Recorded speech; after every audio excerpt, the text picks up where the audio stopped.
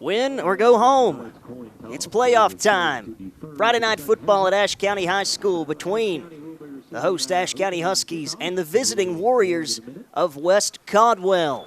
Thanks for tuning in on what will be a windy night in West Jefferson at ACHS as we're gearing up for the first round of the 2AA North Carolina High School Athletic Association state playoffs. I'm Tyler Ashe, joined by Nathan Ham in what should be an entertaining matchup as playoff football continues here at Ashe County High School. Nate, what are you looking forward to the most as the Huskies get set to take the field?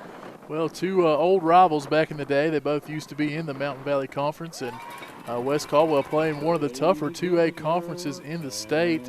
And for Ashe County coming in, got a home game. Certainly happy to be back here at home. And for Ashe, they want to keep their season going. West Caldwell is going to be a tough team to do that against. If last year's first-round game, Nate, was any indication, we should be in for another great matchup. Last year, of course, Ashe coming up with the big home playoff victory, 34-27 over a young Maiden team that is one of the better teams in the state this season. We know they snapped the 8th seed in the 2AA division here in the state playoffs, and Ashe comes in facing another 12th-seeded Warriors of West Caldwell. Ashe, of course, with the number 5 seed.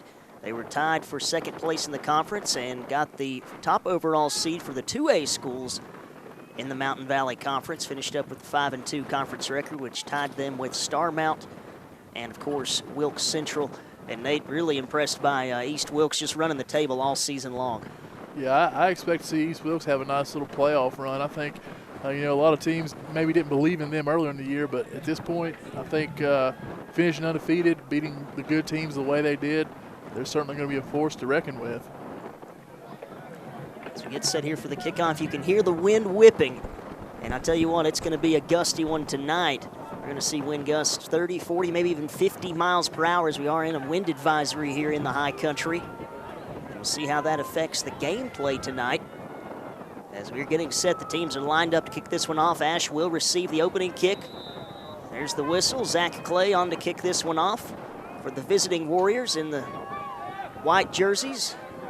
And we are underway.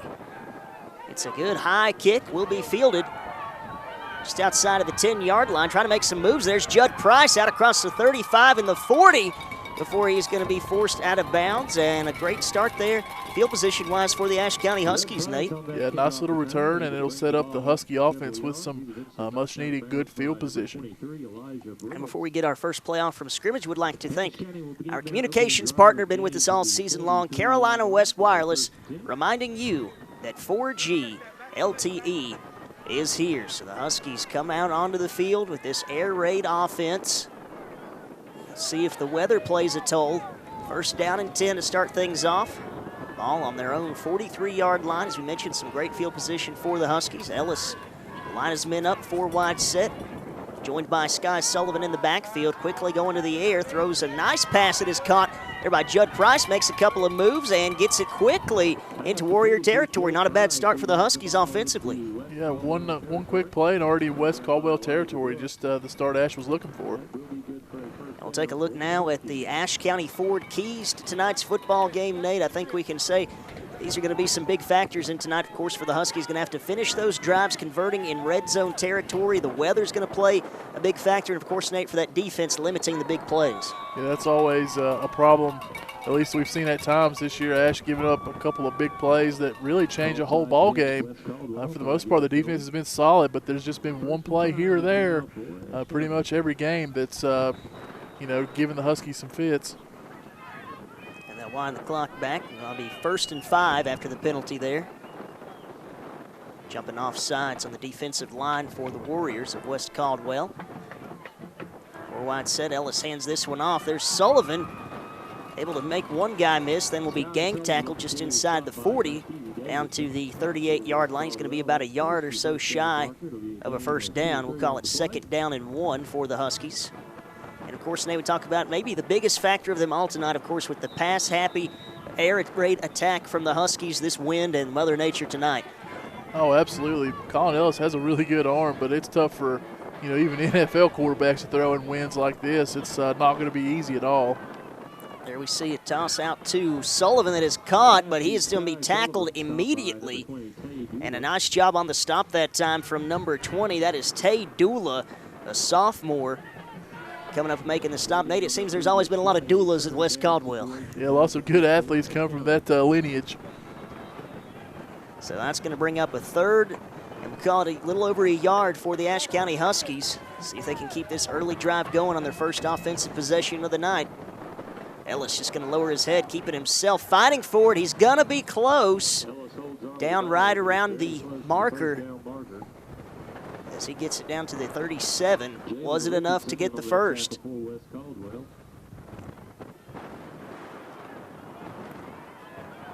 I anticipate a measurement, and it looks like we're going to get one. So this could be a huge spot early on in the ball game as the Huskies try to set the tone offensively.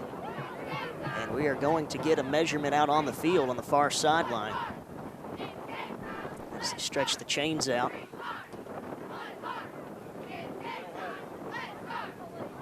Looks like he might be just a bit shy, and he is. So it's going to bring up a 4th and inches for the Ashe County Huskies.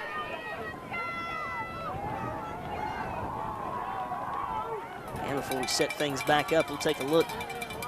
Nate, at our K&K Stitch and Screen players to watch. We haven't seen one take the field on offense yet, but certainly one to watch out for always for the Huskies. Colin Ellis, your quarterback, and another junior quarterback on the field, Titus Tucker. Now, he does it on both sides of the ball, on offense and defense. Yeah, Tucker, a tremendous athlete. Missed a little bit of playing time off and on throughout the year with some nagging injuries, but as you can see there, doesn't turn the ball over very much. Good athlete, and also leads the team in interceptions as well on defense. 4th and short for the Huskies. Ellis going to lower his shoulder, keeping himself. He's not going to get it. Snuffed out immediately. And how about that to set the tone early for this West Caldwell defense answering the call on 4th and short. Yeah, great stand there by the Warriors. He knew Ashe was probably going to try to stick to the ground on that play. Just needed, maybe just a couple of feet. The way the wind is going, you can't really trust the throw there, but good job by the Warriors sniffing that one out and able to force the turnover. And Nate, how about the season that Colin Ellis has compiled coming into this one? 2,900 yards, 24 TDs, over 400 rushing yards, and 10 rushing touchdowns. So that's 34 touchdowns combined for the junior quarterback. Yeah, you can't ask for much more than that, especially from a guy that was a wide receiver last year, his first full year playing quarterback at the varsity level, and he's just done a tremendous job. On the opposite side, how about that Husky defense on that play? Richardson leading the way.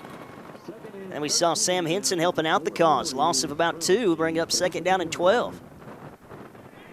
Now they're going to call a loss of 3 now, 2nd and 13. And a great job by that Husky defensive front. They've really improved as the season has progressed. Yeah, they've certainly worked the kinks out from earlier in the season. A lot of teams could run on them right up the middle, but last few games, this Husky D-line, they've really stepped it up. Here comes the end-around run by Deshaun Francis.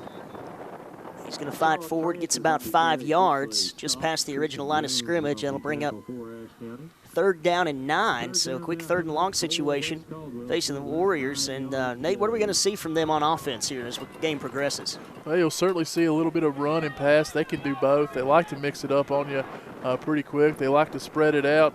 But for the most part, you're going to see them leave it in the hands of Tucker, let him make the plays.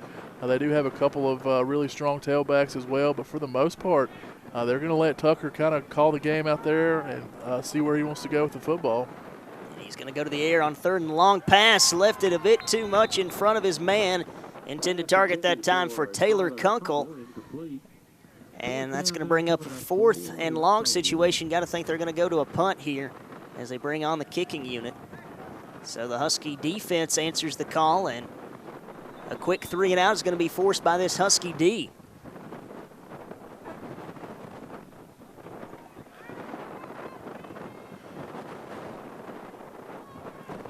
We'll see where this punt ends up with this wind right now.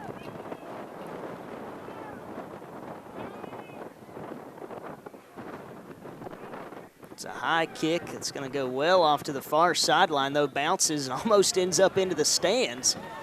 We'll see where they spot this one out of bounds. Looks like it's going to be around the 38-yard line. So the Huskies going to have good field position again. They keep walking up here. See where they spot this. No, it's going to be all the way up at the 44-yard line. And you can see on the far sideline, I believe that's Coach English.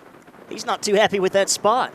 Yeah, I think he feels like Ashe might have been given a few extra yards on that, but you know, that punt landed so far out of bounds, it's pretty much a guessing game at that point. So the Husky offense comes back onto the field in a scoreless ball game. Both teams unable to score in their first offensive possessions. We'll see if the Huskies can straighten it out. Look out. He gets rid of it. Ford had to force the throw a little bit, and it's behind his intended target in Mason McNeil. But some nice pressure being applied there by Veda Perkins. Yeah, tough throw there from Colin. Had to throw it off his back foot. Never like to see that, especially over the middle.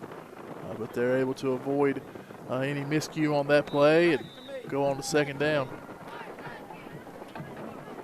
And for Perkins, one of the leading tacklers on this team, the 5'10", 190-pound defensive end. Ellis heard his footsteps coming from the blind side. Second down and 10 now. Ellis scrambling out of trouble. He's just going to toss this one into the far sidelines. And so the incomplete pass is going to bring up third down and 10 now for the Huskies, as neither team, Nate, in the early going really finding anything offensively. Yeah, I'm sure Mother Nature playing a key part in that as well. But, you know, both defenses want to come out and set a tone as well. They've had moments this year they've given up quite a few points, but also had some moments where they really shut down the opposition. So, you know, they want to go out there on both sides and try to keep the offenses quiet. Third down and 10, ball on the 44. Ellis dropping back, fires a dart, and it is caught. And a great pass and catch from Judd Price. Finds him all the way down at the 36-yard line. Move those sticks for the Ashe County Huskies. Nice little first down, gets it close to the Warrior 35. Looks like we spotted right at the 36. And for the second possession in a row, Ashe driving into West Caldwell territory. See if maybe this time they can get some points. Ellis joined by Sullivan in the backfield. Three lined up in the big side of the field. There's a handoff there, the zone to Sky Sullivan. He's going to fall forward, picks up about 3 or 4 yards on the first down carry. Bring up second down and 7 for the Ashe County Huskies. Certainly good to see Sky Sullivan back in action for the Huskies. His second game after missing 2 weeks due to a concussion. And he may be called upon more than we're used to seeing with these windy conditions tonight. Yeah, would not be a bad move at all to ride your workhorse tailback. He's a big guy. He can certainly take some hits, and he's a powerful runner. Ellis fires this one, and it's going to be in and out of the hands of Simon Houck. A pretty good throw that time from Ellis. Houck just couldn't find the handle. Yeah, that throw was exactly where it needed to be, but Houck just could not reel that one in. So it's going to force a 3rd and long for the Huskies. Still working from the 33-yard line of West Caldwell. This is about where the drive stalled last time. Now he's going to motion McNeil to join him in the backfield. So we've got 2 backs, and that's going to draw the flag from the far sideline. And the referee's hat's going to go with the flag. And that penalty is going to go against the Ashe County Huskies. 5-yard penalty. Some early movement. And so what was 3rd and 7 now becomes 3rd down and 12. Difficult situation upcoming for the Huskies now they've got the ball on the 38-yard line. 3rd down and 12.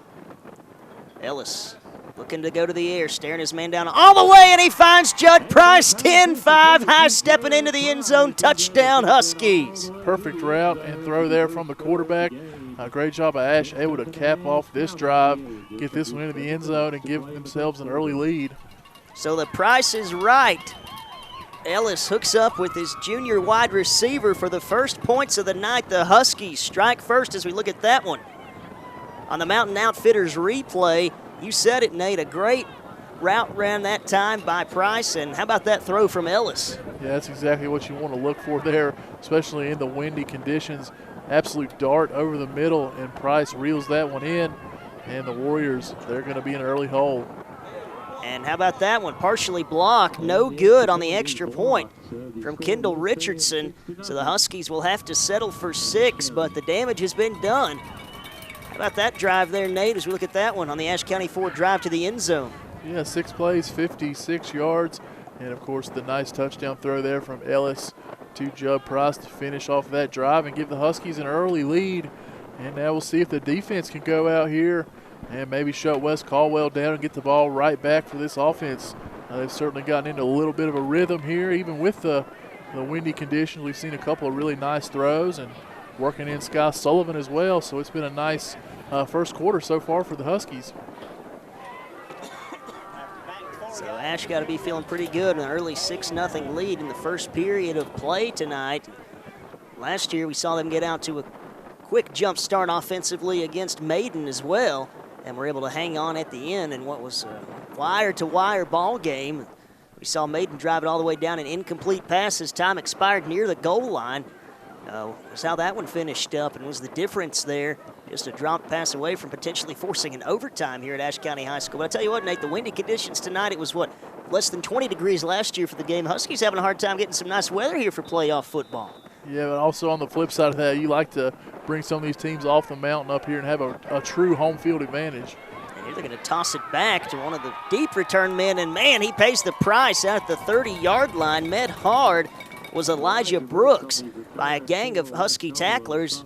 We saw special teams play looking fired up last week, Nate, for the Huskies, especially on those kick defenses, and we'll see it here early in this one tonight. And good coverage there as well. Did not bite on the little trick play West Caldwell tried to run with the toss back.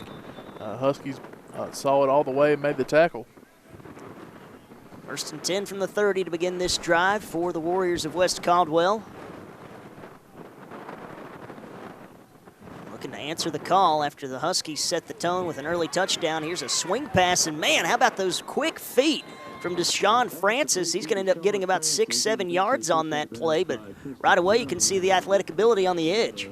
Yeah, that's one of the few guys West Caldwell will have out there. They've got several workhorse wide receivers and split backs they throw to as well. And Francis, he's the older one of the crowd. He's a senior, but lots of younger guys behind him as well, looking for their chance. After the 7-yard gain, this time Tucker going to keep it himself off the right side. He's got the first down. But we do see a late flag come in back at the line of scrimmage. This could be a holding penalty. So hold everything, and that indeed will be the call. It's going to go against the Warriors. So back them up 10 yards from the spot of the foul. We'll replay the down. For Titus Tucker, Nate, you talk about it, he's certainly a dual-threat quarterback, threw for just over 1,000 yards, ran for almost 300, scored 14 touchdowns. You said limited those turnovers through just 2 interceptions, and he was a big part on their defense as well all season long. 24 tackles, 4 interceptions to lead the way for this team.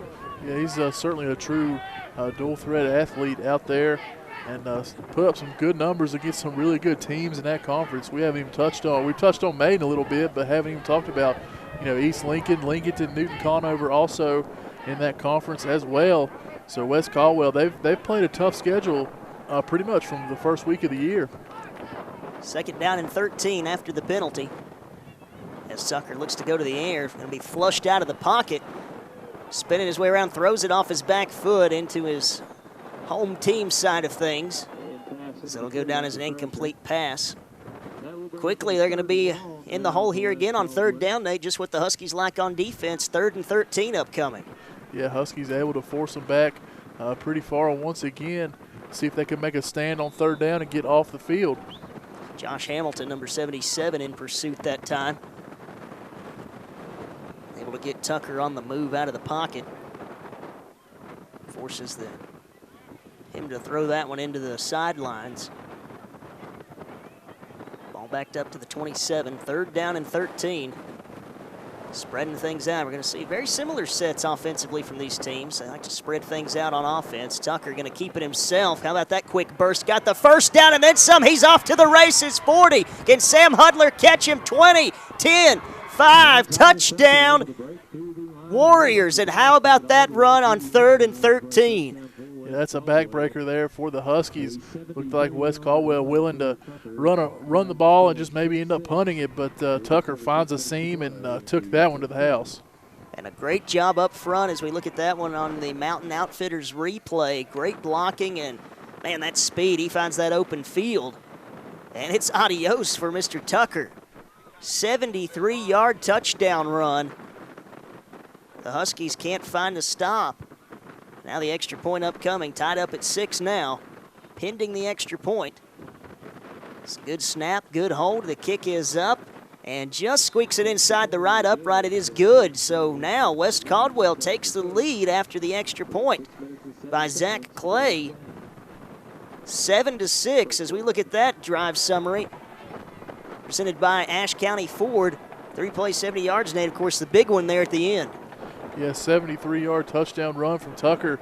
Up until that point, Ashe had done a great job against West Caldwell. Forced a minus play and then an incomplete pass. But right there, just a little bit of a breakdown there on 3rd down, and the Warriors make the Huskies pay.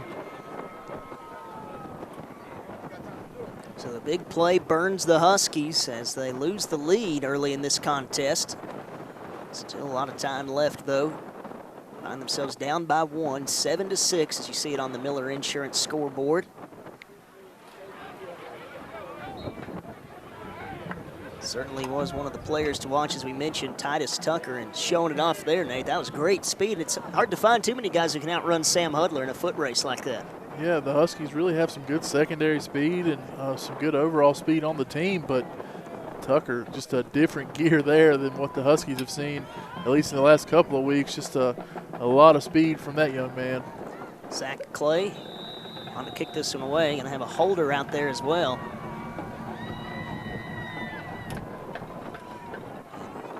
Line drive kick. Caught by Houck at the 25, trying to make a move up the far sideline. Lowers the shoulder, will eventually be forced back shy of the 40-yard line. Pretty good field position once again here for the Huskies, Nate, starting 1st and 10 on their own 38. And we'll see if Ashe can bounce back from losing that early lead they had, see if the offense can get it right back for them. But at the same time, we'll see if West Caldwell can ride the momentum they've gotten after that big touchdown run from Tucker. It's a bit of unfamiliar territory for some of these younger Husky players on the team.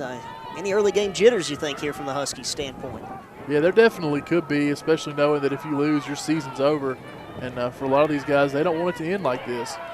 Quick pass out to Price. And, man, holding on for dear life, making a nice tackle was Tay Dula, but he may have gotten some face mask or collar there. I'm not sure exactly what the call is going to be as he slung Price to the ground. And it is a face mask called against Dula. So we're going to tack on 15 yards from the end of that play. It'll be a 1st down regardless for the Huskies. As they're going to be gifted some extra yards that time. Was only about a gain of 2 on the play. After the penalty yards, it'll take it into West Caldwell territory, down to the 45, 1st down Huskies. Dula read the play nicely, but got caught trying to tackle way too high there and didn't get anything but face mask there on the takedown. So after the penalty, the Huskies will line it up. Twin receivers to the left and right. Handoff going to go to Sullivan. He makes a nice cutback and then falls forward across the middle. Stopped by number 58, Austin Green, who led the charge. Also number 75, Dalton Steps. Pick up a 3. It'll bring up 2nd down and 7 now. Ball at the 42-yard line. Huskies have been effective moving it so far. Only one drive been able to sustain. We'll see if they can keep it rolling here. Ellis on the carry to the right side. Stop down inside the 40. Bring up 3rd down and short for the Huskies. About 2 yards to go for the 1st. So a manageable situation here on 3rd down upcoming for Ashe, as we see Coach Hampton having a little discussion here with a couple of the officials. Not exactly sure what he's complaining about there. Maybe he's just giving him a couple of tips somewhere to eat after the ball game. That could be it. And here we see Coach Chip English now coming onto the field on the far sideline. As the officials want to have a little chat with him now. Again, not really sure what's going on. Maybe they're going to have a whole dual team meal after the game for something. Getting things squared away here are the officials. They're ready for them to blow this one back in play on this windy night at Ashe County High School, playoff style. Ashe, of course, looking to make a repeat trip to the second round. And some better luck once they get there. Last year they ran into a steamroller there. That was Monroe. They're down and short. Ellis falls forward. It's going to be close. Looks like he might be spotted just maybe a yard shy. And indeed, that will be the case. It's going to be 4th down and 1. No need to even measure. So, Nate, what's the play call here? We saw it snuffed out when Ellis tried to run it last time on 4th and less than a yard. It'll be interesting to see if Ashe decides to change it up or go with the same play again. Ellis, he's usually pretty good, at least get about a yard. But as you said, West Caldwell last time stuffed it for a loss. 4th and 1. They're going to go to the air, feeling the heat. Hit as he throws, and no chance on that one. Ran out of time. They brought the blitz, and not enough blockers there to stop it. That'll be a turnover on downs for the Huskies, and West Caldwell keeping the momentum rolling in their favor. That was a nice gamble there from West Caldwell that paid off. Had the Huskies called a run play there, West Caldwell would have been in deep trouble. A lot of guys coming off the edge, and you'd expect Ashe would have ran it up the middle, would have had some big yards, but that's the chess match that is coaching right there. Sometimes you get a great play, sometimes it don't quite work out, but for West Caldwell, they won that battle. As you said it there, great call from Coach Chip English. His team takes over now. Different set as he lines up under center to Tucker. He's going to hand it off on the right side to Tay Dula. Fights forward. He's going to get about 3 yards.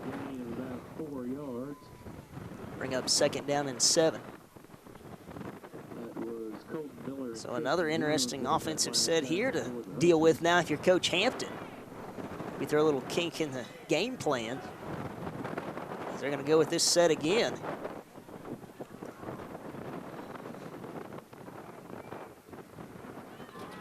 Almost an offset I formation. Spins around and runs into a brick wall that is Alex Richardson.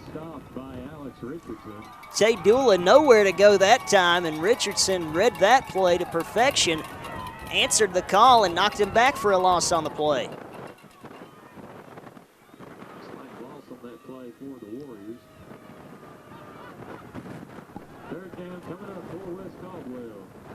So 3rd down upcoming for the Warriors. 3rd and 8.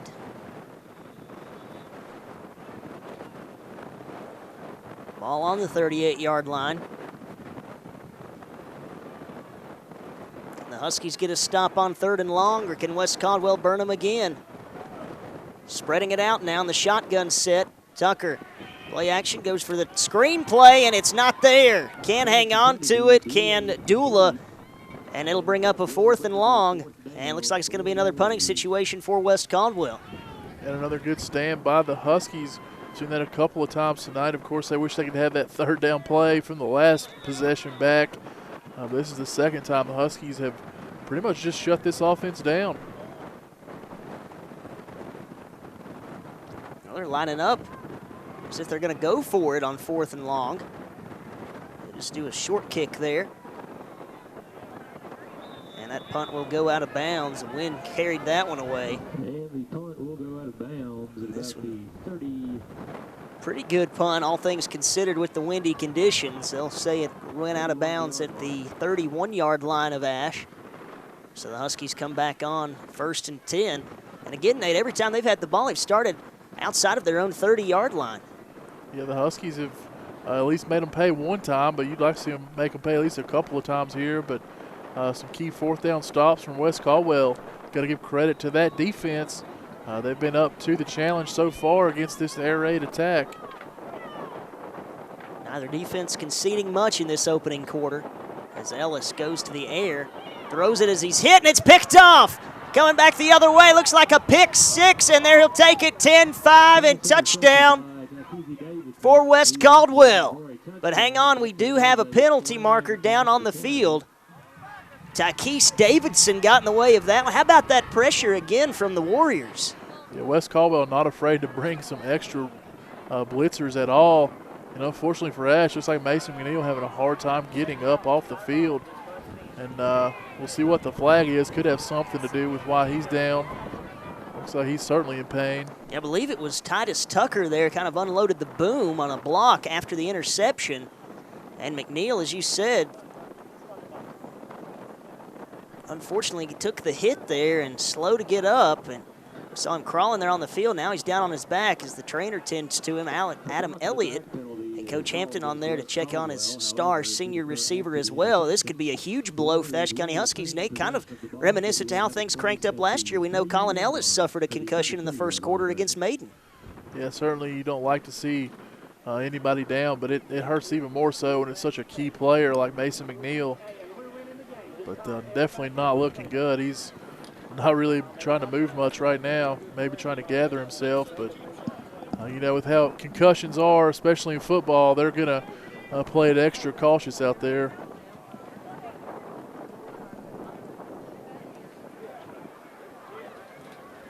So as they'll tend to Mason McNeil, well, we're going to pause and take an injury timeout as well. Hopefully things can get back in swing here in just a moment. Got to hope that he'll be okay. We'll be back in just a moment here with more Friday Night Football from Ashe County High School. 4G LTE is here from Carolina West Wireless. It's the fastest 4G data service available today, so you can enjoy downloads faster and send uploads without the wait. So bring on the apps and bring on the entertainment. And get ready for life at the speed of you. Visit your Carolina West Wireless store today and find out more about our new 4G LTE network, new products and rate plans. And welcome back to Ashe County High School for Friday Night Football after the injury timeout. As we saw there, getting some help to his feet, but able to walk off under his own power was Mason McNeil. Always good to see. It appeared to be an upper body injury. And I hate to say the C word, concussion, but that could have been the case there for Mason McNeil. We'll try to get some more details for you later in tonight's contest. So back to the action now. It's going to be 1st and 10 for West Caldwell after the penalty marker was down, which negated the pick six. The interception stood on the field as they were able to get that one off of Colin Ellis. Tykees Davidson with the pilfer. But then with an illegal block on the return, negated the TD and knocked them back there just outside the 30-yard line of the Huskies. But still, Nate, great field position, and we'll see if West Caldwell can take advantage of the short field now. They got 2nd down and 9, and they'll hand this one off up the middle. Got to watch out for the big H-back that is Trustin Harper. He's a big guy there, 5'9", 195, the leading rusher for this team, as he'll get it to the 30-yard line, gets about another yard or two. It's going to bring up 3rd and long. Caught 3rd down and 8 for West Caldwell.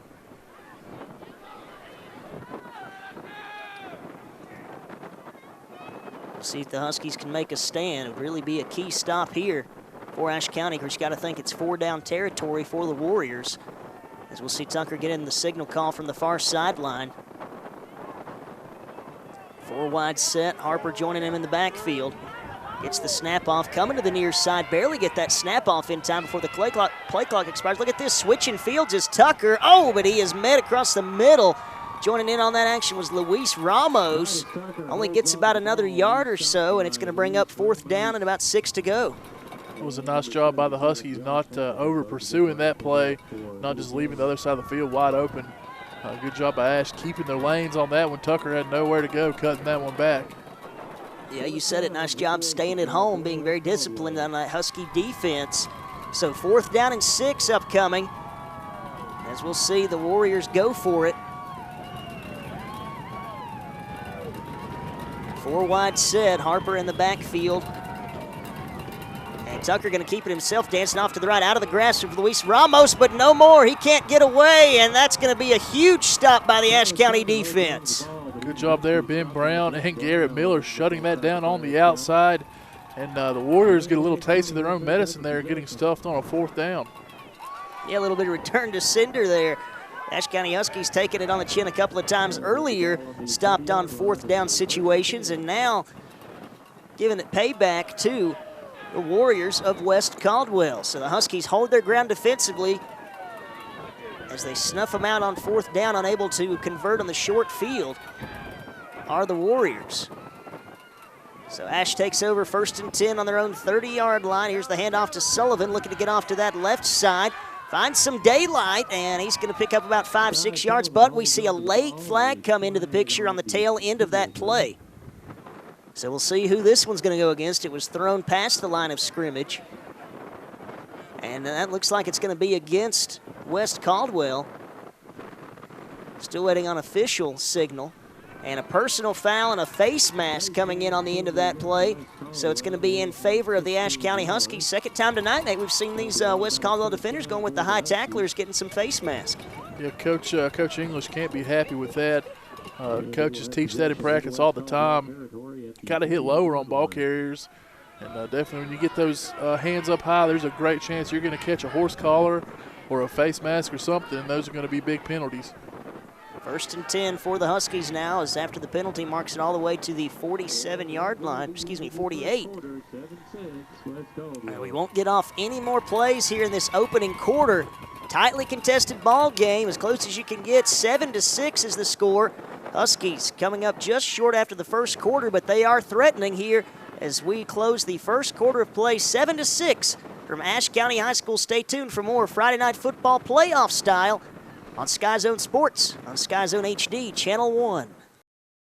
When it comes to insuring your home, business, automobiles, and property, you want an agency you can depend on. Miller Insurance has been serving this region for more than 60 years and are proud to now represent Everett Cash Mutual, which specializes in insuring farm property, equipment, livestock, and more. Before you renew your insurance policies, give us a call at 336-246-7151 or come see us in downtown West Jefferson. Miller Insurance is proud to be your hometown insurance agency that supports our hometown teams. Welcome back to Ashe County High School. First round of the North Carolina High School Athletic Association state playoffs in the 2AA division between the Ashe County Huskies and West Caldwell Warriors. 7-6 as we start the second quarter, and this play is going nowhere.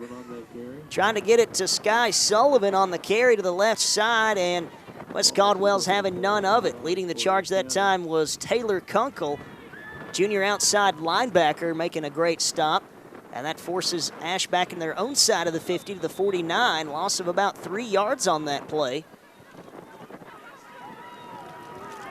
Make it second down now and 13 to go. Ellis lines his men up, 4 wide shotgun set, throwing to the far side of the field. Pass is caught, and nothing doing after the fact, but a nice grab there by Grant Thompson. The Huskies starting to move the ball a little bit here on this drive. Good pitch and catch to sophomore Grant Thompson. We saw him come up with a big touchdown catch last week against Elkin as the Huskies pitched the shutout, 34-0, their second in the last 3 weeks. Defense has really come a long way from early in the season, although we did see them surrender the big 73-yard scamper for a touchdown by Titus Tucker, the quarterback for the Warriors tonight, if you're just tuning in. But other than that, they've really battened down the hatches. Third down and long here. Screenplay being set up for Sullivan. He's got the first down, and then a few extra just to be on the safe side. Nice pickup on 3rd and long for the Ashe County Huskies.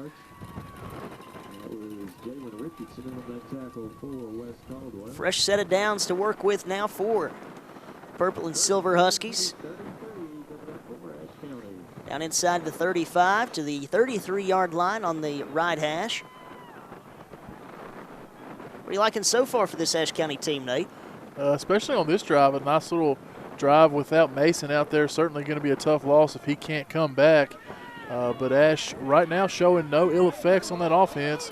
And as soon as I say that, we're going to have a false start. Could have called that on about 3 or 4 guys. Yeah, maybe a little bit disjointed that time getting lined up on the receivers. Last guy I saw to move was Jake Richardson, number 5. So the flag's going to go against the Huskies, a 5-yard penalty. Make it first down and 15 now as they'll back him up to the 38-yard line. Of course, Richardson, we've seen him this year. a lot on offense, and he can play the wideout position very well. He's very adept at the wideout spot.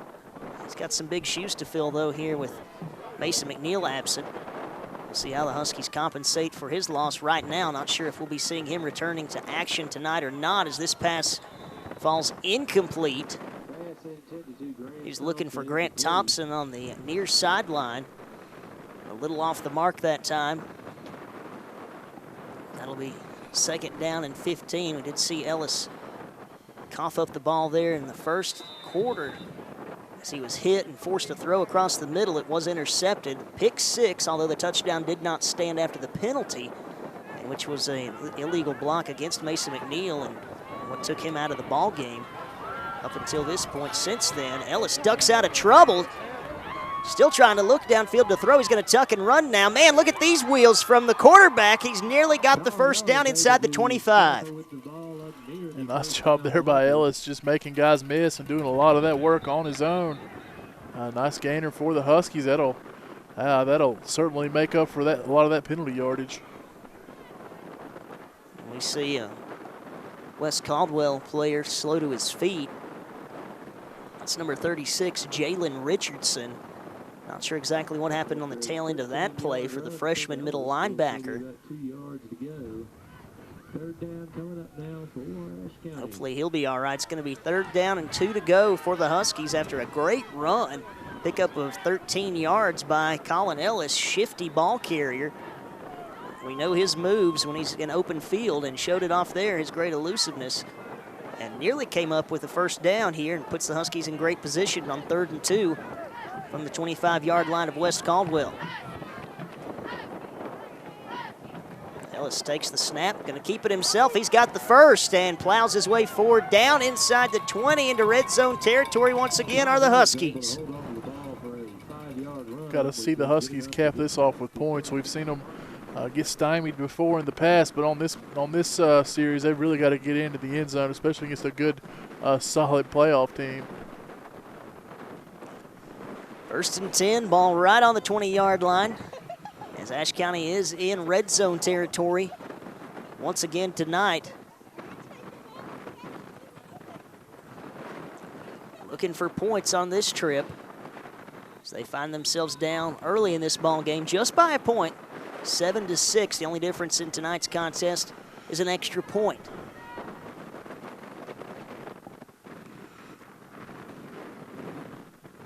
Four wide for the Huskies. Ellis with Sullivan joining him in the backfield.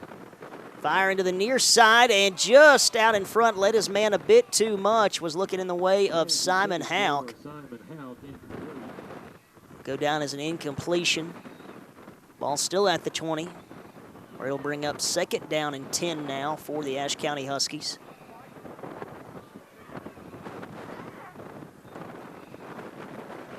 This wind really whipping atop the press box and down on the field here in West Jefferson tonight.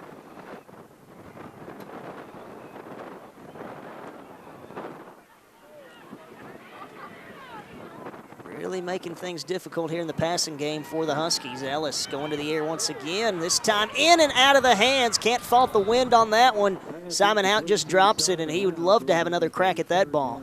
Houck struggled so far tonight. He's dropped a couple of passes. Certainly a kid that could have some big-time jitters out there. He's just a sophomore. Wasn't part of the last year's team at all that made it to the playoffs. So this is his real first taste of playoff action. But on especially that throw, he really needs to reel that one in. So it'll bring up 3rd down and 10 now for the Huskies on the 20-yard line of West Caldwell.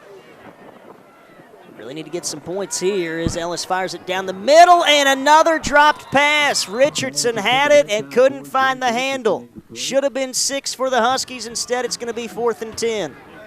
Man, it seems like drops are contagious all of a sudden for the Huskies.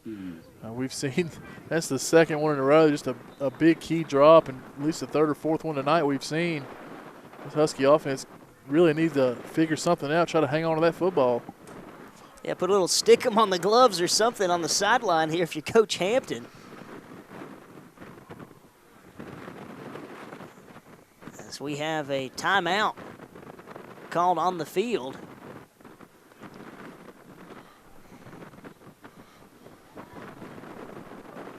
believe it was West Caldwell on the timeout. That is a Little's Health and Fitness Center timeout. Little's Health and Fitness reminding you to take time out of your day, get active at Little's Gym on Radio Hill in West Jefferson. While we have a moment, we would just like to once again send a thank you out to all of our sponsors this year for Husky football, bringing it to you. Of course, our communications partner, Carolina West Wireless, Miller Insurance, Ashe County Ford, K&K Stitch and Screen, Mountain Outfitters, and Little's Health and Fitness Center in West Jefferson. So a big salute to all of our sponsors. Glad to have them on board this season for Husky football, helping make it possible to bring Ashe County Friday night football your way here in the high country. After the timeout, 4th and 10 upcoming for the Huskies on the 20-yard line of West Caldwell. Offense staying on the field. Ellis throwing across the middle. Pass is short, and it's going to be another turnover on downs in the red zone for the Ashe County Huskies. He was looking for Grant Thompson, but threw it into traffic. Got to keep giving credit to this Warrior defense. They're giving up some yards here and there, but when it's really seemed to matter, they're buckling down and keeping Ashe out of the end zone. So the red zone giving the Huskies fits on that drive. We saw this a couple of weeks ago against Starmount. Not what you want to see if you're Coach Hampton in this Husky sideline or the Husky crowd that came out here to support the team tonight. And here we go back the other way. There's a nice handoff, and how about that move there at the end, the stiff arm from Dula on Sam Hudler, able to pick up a couple more yards after the contact, and that's going to be enough to move the chains early to start off this drive. Gives them a nice jump start in West Caldwell as they keep the momentum in their favor. See what the Huskies can do here. Really need to try to get another stop. They've played well overall. Just one long touchdown run from West Caldwell has been the difference. And some drop balls have plagued the offense, but overall, if you're a Husky fan, you got to feel pretty good about where you're at. Tucker keeps it himself off the left side, trying to fight between the tackles. He's going to get about 6 yards on the carry, makes it 2nd down and 4.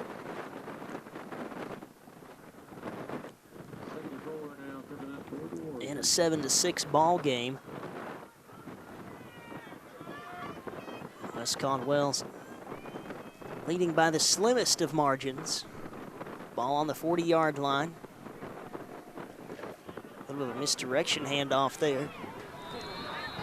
He had the option to hand it off to the man on the end around, but gives it up the middle to Tay Dula, the sophomore tailback. And that's going to be enough to move those sticks. 1st down again for the Warriors. A methodical pace to start this drive, Nate, for West Caldwell. There we see another handoff, this time trying to dance it to the outside. We thought that play was going nowhere, but they might end up getting about 4 or 5 yards out of it. As we see the speed again from Dula. It's going to be very close to midfield. Well, actually, they're going to say he ran out of bounds quicker than I thought, so just a gain of a yard when it's all said and done. That'll be 2nd and 9. 2nd and 9 coming up now for the Warriors.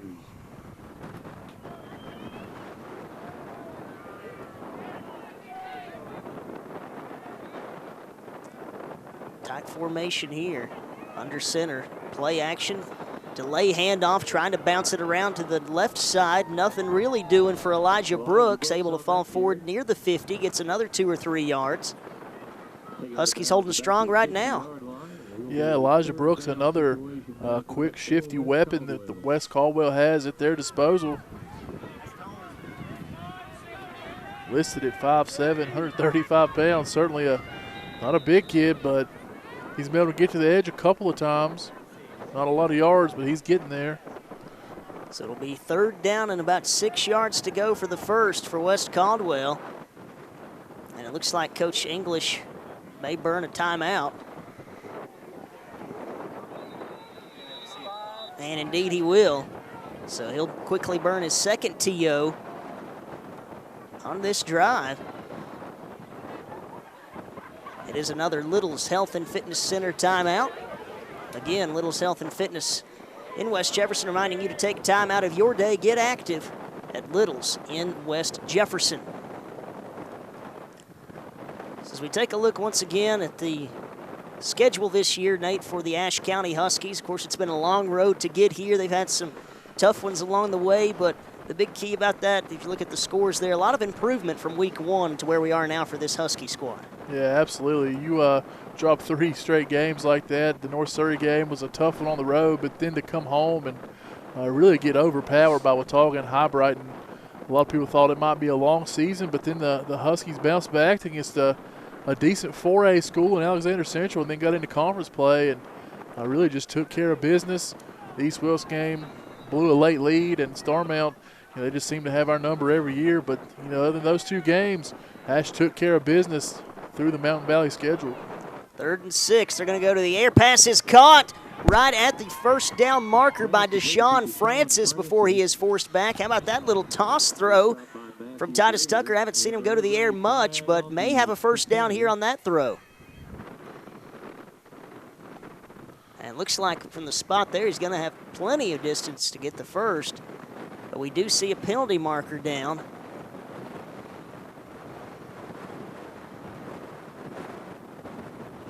So it's going to be a dead ball foul. Unsportsmanlike conduct after the play, so I believe the first down will stand. Then they'll just be backed up. Coach English, you can see here, livid with the call, not happy. Maybe more just sense of frustration at his guys, losing a bit of composure there on the field, as they were really going to be in business with the first down and inside the Husky 45-yard line. Instead, they'll have to back things up to their own side of things.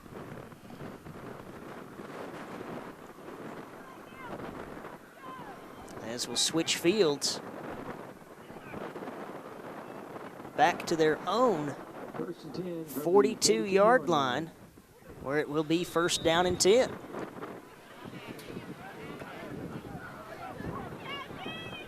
So a little bit of a turn of events that time. Maybe can help the Huskies get West Caldwell offense off the field. Oh, there's a handoff. Look, and there's that big run by Dula. Man, oh man.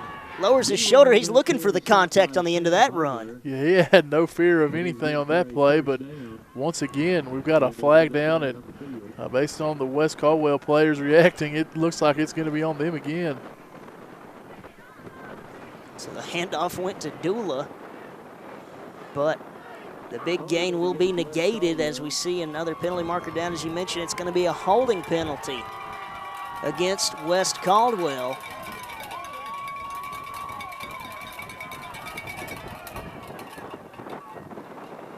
So another penalty going to cost him some big-time yards.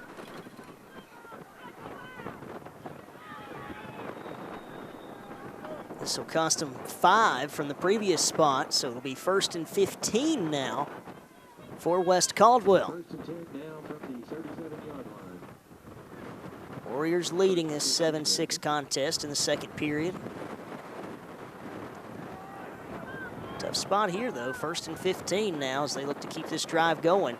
Low snap picked up by Tucker. He could be in some trouble. Dances away, just gets back to the line of scrimmage. But he's lucky it wasn't worse than that. At least he's able to maintain possession and little to no loss on that play. So it'll be 2nd down and 15 after the play. Nice job by Sam Henson pouncing on him, and a couple other guys joining in the action for the Huskies.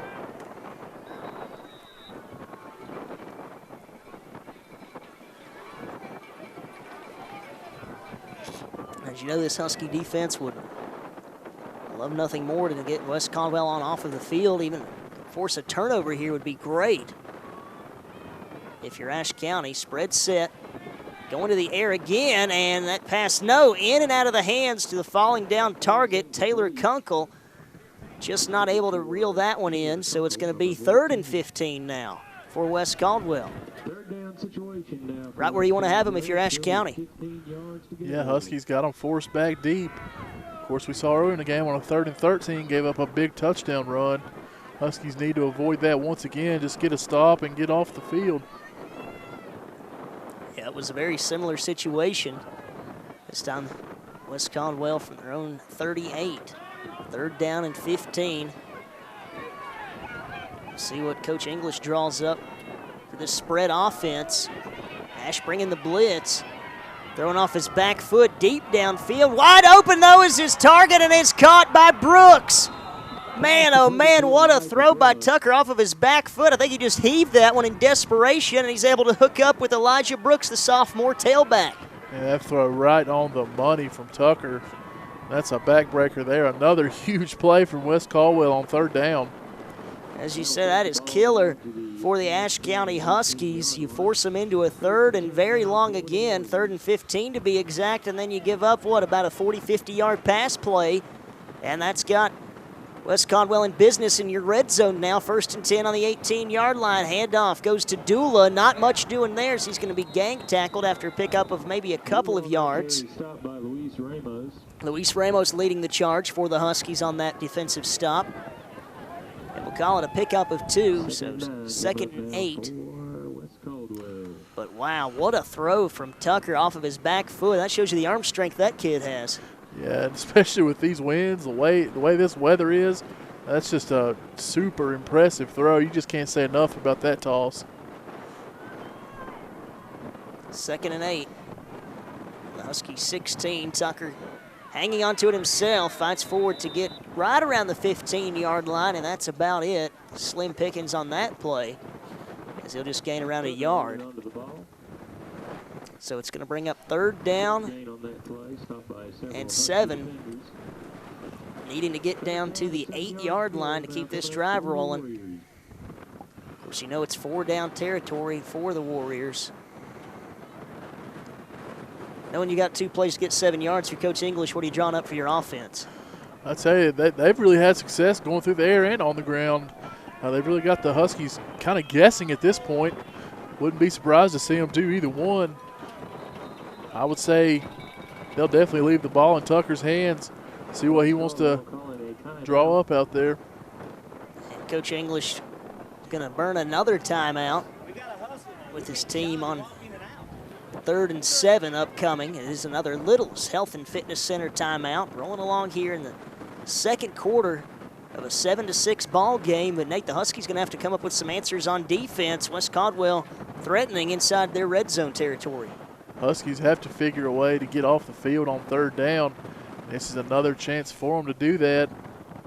The last couple of 3rd and longs, Ashe has just not really had much of an answer, unfortunately. West Caldwell's got the ball deep in the Husky red zone here. And for Ashe, just got to figure out a way to make a stop.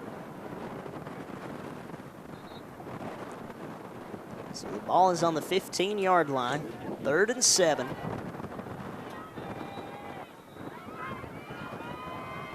West Caldwell with a 1-point lead, looking to add to it. Play action. There's the screenplay being drawn up. Pass is caught by Dula.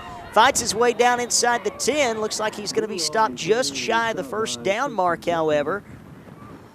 So it may all come down to a big 4th down here, and indeed it will. 4th down and 1. Can the Huskies get the Warrior offense off of the field? They make the stop there on 3rd down to set up 4th and short. How can they finish the drive, or finish the job, I should say, or will this drive continue for the Warriors? 4th and 1 from the 9. He's going to keep it himself and sneaks forward. It looks like he might have it. It's close.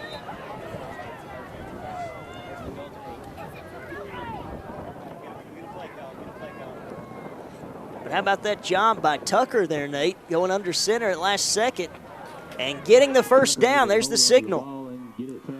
Yeah, that's a smart play there. Just need a couple of feet on that. Just push forward. Ashe almost got a good enough push to stop it there, but West Caldwell instead, they'll have 1st and goal. 1st and goal upcoming for the Warriors. On the Ashe County 8-yard line. Here's the handoff up the gut. Dula fights forward, still on his feet before he's slung down right at the 5-yard line. He'll get 3. Stop by Luis Ramos. Luis Ramos making the stop there for the Huskies. And with a minute left in the half, it's a 2nd and goal. As we are now down to a minute remaining. before they head to the half. This time Tucker going to keep it himself, looking for the end zone, dives forward, and he's in. The ball came out late, but it is ruled a touchdown. Wow, so Tucker pounds his way forward into the end zone and stretches things out here. Looking to go up by a full touchdown now.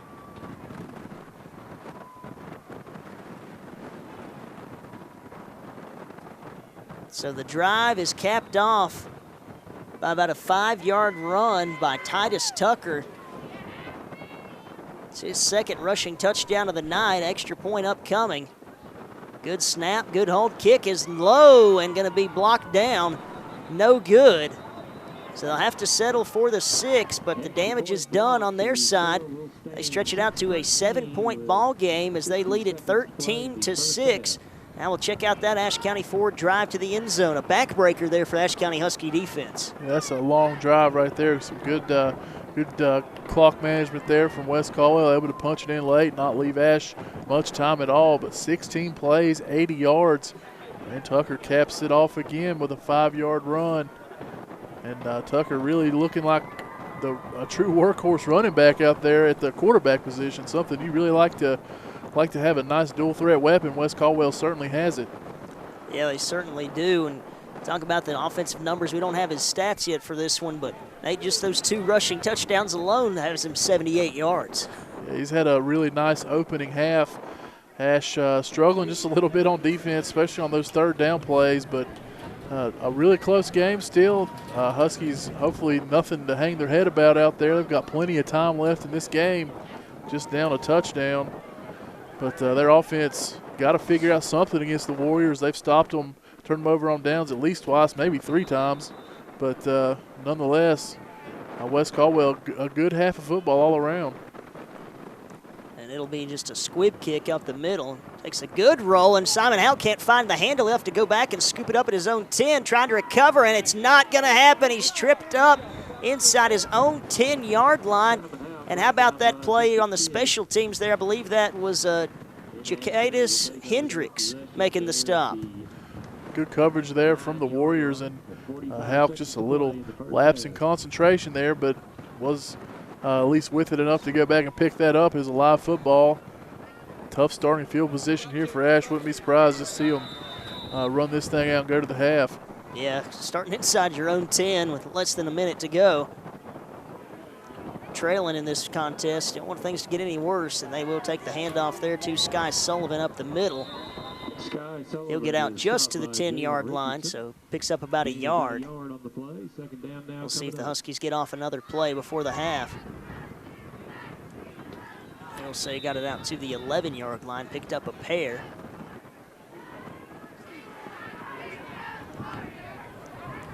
Quickly getting back on the ball as Ellis on the option. He's going to keep it himself, but nothing doing there for the junior quarterback. He's going to be slung down by Taylor Kunkel. And I believe that's going to be the final play of the half. Indeed it will, as the clock winds on down. West Caldwell with the advantage after 2. 13-6 is our score. It is playoff football at Ashe County High School, and Nate, the Huskies going to have to come up with some answers if they want to live to fight another day. Yeah, Ashe has definitely got to get some third down stops, and they've got to get this offense moving in the red zone. They've been in West Caldwell territory, just not been able to get the job done, but a whole another half of football yet to play. Still plenty of time. Both teams got a little bit to work on here at the halftime break. It's a windy night at Ashe County High School. We'll be back for more playoff action. The opening round of the playoffs here. It is 2AA football. First round action from ACHS. We'll be back from Husky Stadium with the second half action right here on Sky Zone Sports on Sky Zone HD, Channel 1. Stay tuned. Little's Health and Fitness began in 1981. We are a 24/7, full-service, family-friendly fitness center with the finest equipment from Life Fitness, Hammer Strength, and Body Masters, as well as a great staff to help you get started. We have a 22-piece cardio area, so waiting is rarely a problem. We offer group classes for all levels, an extensive array of weights and machines, perfect for the beginner to advanced. We also have meal replacement shakes, tanning, dressing rooms with private showers, Personal trainers and child care is also available. When it comes to insuring your home, business, automobiles, and property, you want an agency you can depend on. Miller Insurance has been serving this region for more than 60 years and are proud to now represent Everett Cash Mutual, which specializes in insuring farm property, equipment, livestock, and more. Before you renew your insurance policies, give us a call at 336-246-7151 or come see us in downtown West Jefferson. Miller Insurance is proud to be your hometown insurance agency that supports our hometown teams. Welcome back to Ashe County High School, the first round of the 2AA playoffs in the North Carolina High School Athletic Association football playoffs. The West Caldwell Warriors against the Ashe County Huskies after the first half of play. Our score stands at 13-6. West Caldwell in the favor. Nate, Ashe going to have to make a few adjustments here as we start the second half. Yeah, they are. They've got to figure out a way to contain their quarterback play. Tucker's just had a really strong game so far, a couple of touchdowns, and Ashe, they've got to find a way to stop him. And the opening kickoff of the second half is returned down across the 30-yard line. That was Taylor Kunkel on the return. Set up pretty good field position for the Warriors, working with the touchdown advantage to start the second half of play. And they'll begin their first offensive possession, 1st and 10 from their own 34-yard line. And of course, you said it, Nate, a big breakaway run there early in the first half for Titus Tucker, 73 yards to be exact. That's really been the difference in this ballgame. Yeah, he's pretty much been all that West Caldwell's really had. He's had a couple of nice throws, but for the most part, he's just really hurt the Huskies on the ground. Francis an end around, and we see the Laundry come onto the field.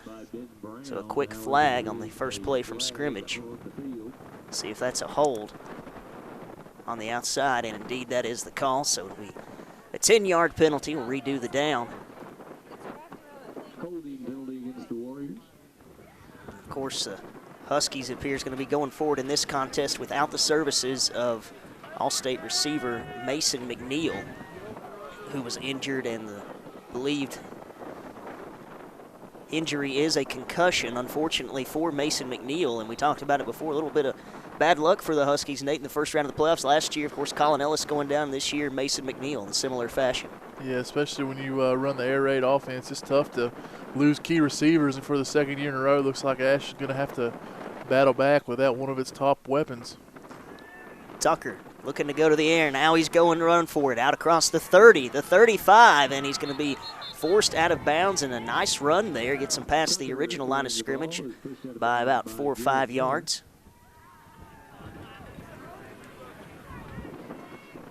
So that's going to bring up a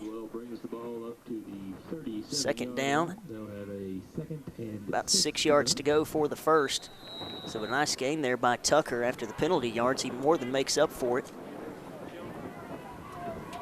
as he's close to that 40-yard line. Ball spotted just across the 38 on the near hash mark. Both teams coming into this identical 6-5 records. West Caldwell finishing up 4-3 in their conference play. Ashe bested them by 1 game at 5-2, as we see another handoff. This one up the middle. That one went to Dula. He's going to pick up about 3 yards. Third down and about 3 to go now for the first. See if this early drive can continue. And we talked about the end of that first half, Nate, really full swing in West Caldwell's favor the way things ended. Yeah, it's a tough way to end the half if you're a Husky fan, giving up that late touchdown. But for West Caldwell, have to feel pretty good coming into this second half the way they finished the first. Lining up under center, handoff goes to Dula, and it's going to be close. I don't think he got enough, and there's the initial signal is it will be a 4th down, so that'd be great for the Huskies here to get that ball back early and let this air raid offense go back to work. It's going to be 4th and short, about 1 yard to go. Ball on their own 43-yard line. Very tightly contested matchup between these two squads. Very athletic team, and they line up very similar on offense. Of course, we know more run-heavy for West Caldwell. Looks like they're going to go for it. They tried this play in the first half, and it looks like it works again. Tucker keeps it under center, follows his offensive line forward, and falls right at the 45-yard line. I think that's going to be enough to move the sticks. Yeah, I believe so. And for Tucker, using that size to his advantage as well, listed at 6'3", 195 pounds. He just pushes himself forward and reaches out and gets that first down. And this is a fairly young Warriors team. As we see there, the first down was gained on that last play. In a lot of ways, Nate, they kind of resemble the team that came up here last year in Maiden, a very talented, athletic, yet young team. Yeah, West Caldwell led by a lot of juniors and sophomores. I believe both Dula and Elijah Brooks that have carried the ball. They're sophomores, and Tucker just a junior. So you're going to bring all three of those guys back next year. And look out, they're going to have a really strong team once again. Quick screen throw. We do see some laundry on the field, though. That pass was completed to the aforementioned Elijah Brooks, as you said, just a sophomore.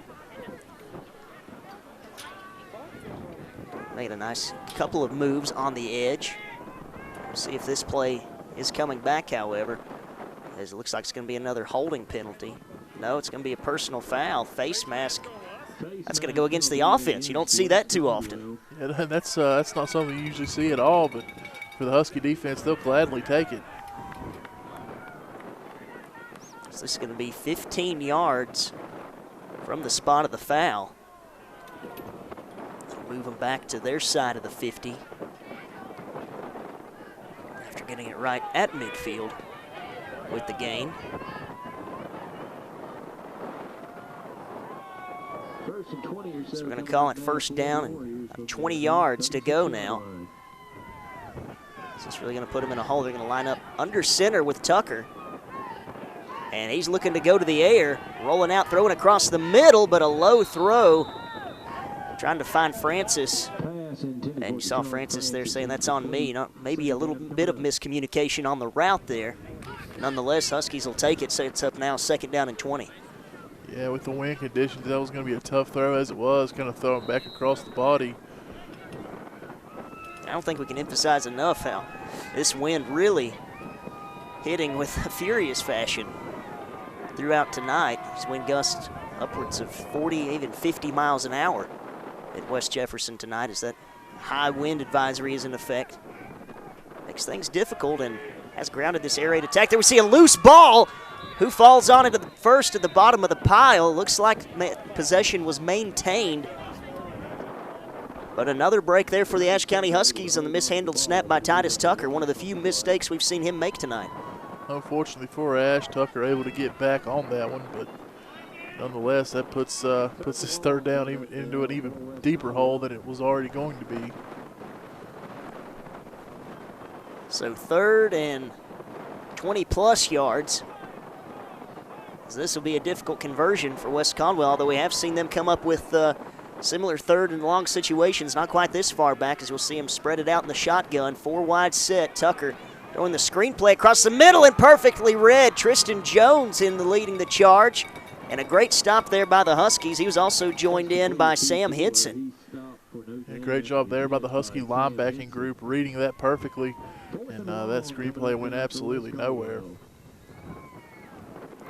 So it'll be 4th, a country mile to go, we'll call it. Ball on their own 31-yard line. And we see him line up as in an offensive set, but he'll likely kick this one away. And indeed he will. Tucker puts his foot into that one, and the wind has its way with it. Almost ends up in the bleachers on the far side. And where do they spot this one out? It's a short kick, as most of them have been tonight with these windy conditions. One of the few punts we've seen as well. And wow, Huskies going to be gifted with great field position here, Nate. Let's see if they can capitalize with the short field. Yeah, looks like they're going to take over about the Warrior 46-yard line. Can't ask for a lot, much better start there from the defense. Gets the Warriors off the field, and the offense will take over in the opponent territory. So now it's up to this offense able to put one into the end zone. Here comes Ellis. Threw a touchdown strike early. They got the Huskies with the lead, but been held scoreless ever since as the handoff goes to Sky Sullivan, fights his way forward, spins around a bit, picks up about 4 yards on the carry, maybe 5. Gets it down inside the 45-yard line. Bring up 2nd down and 6. Not a bad carry there from the junior running back. Nice little start to this drive. Hopefully they can keep marching it down the field, get this equalizing touchdown. Quickly back to work. Comes this Husky offense.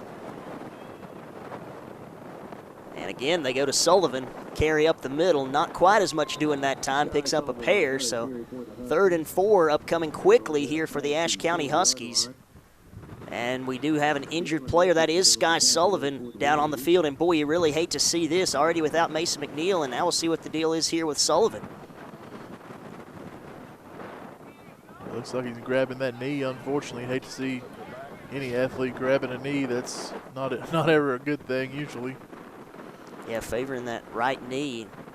As we see Adam Elliott, Coach Hampton come onto the field to tend to him. And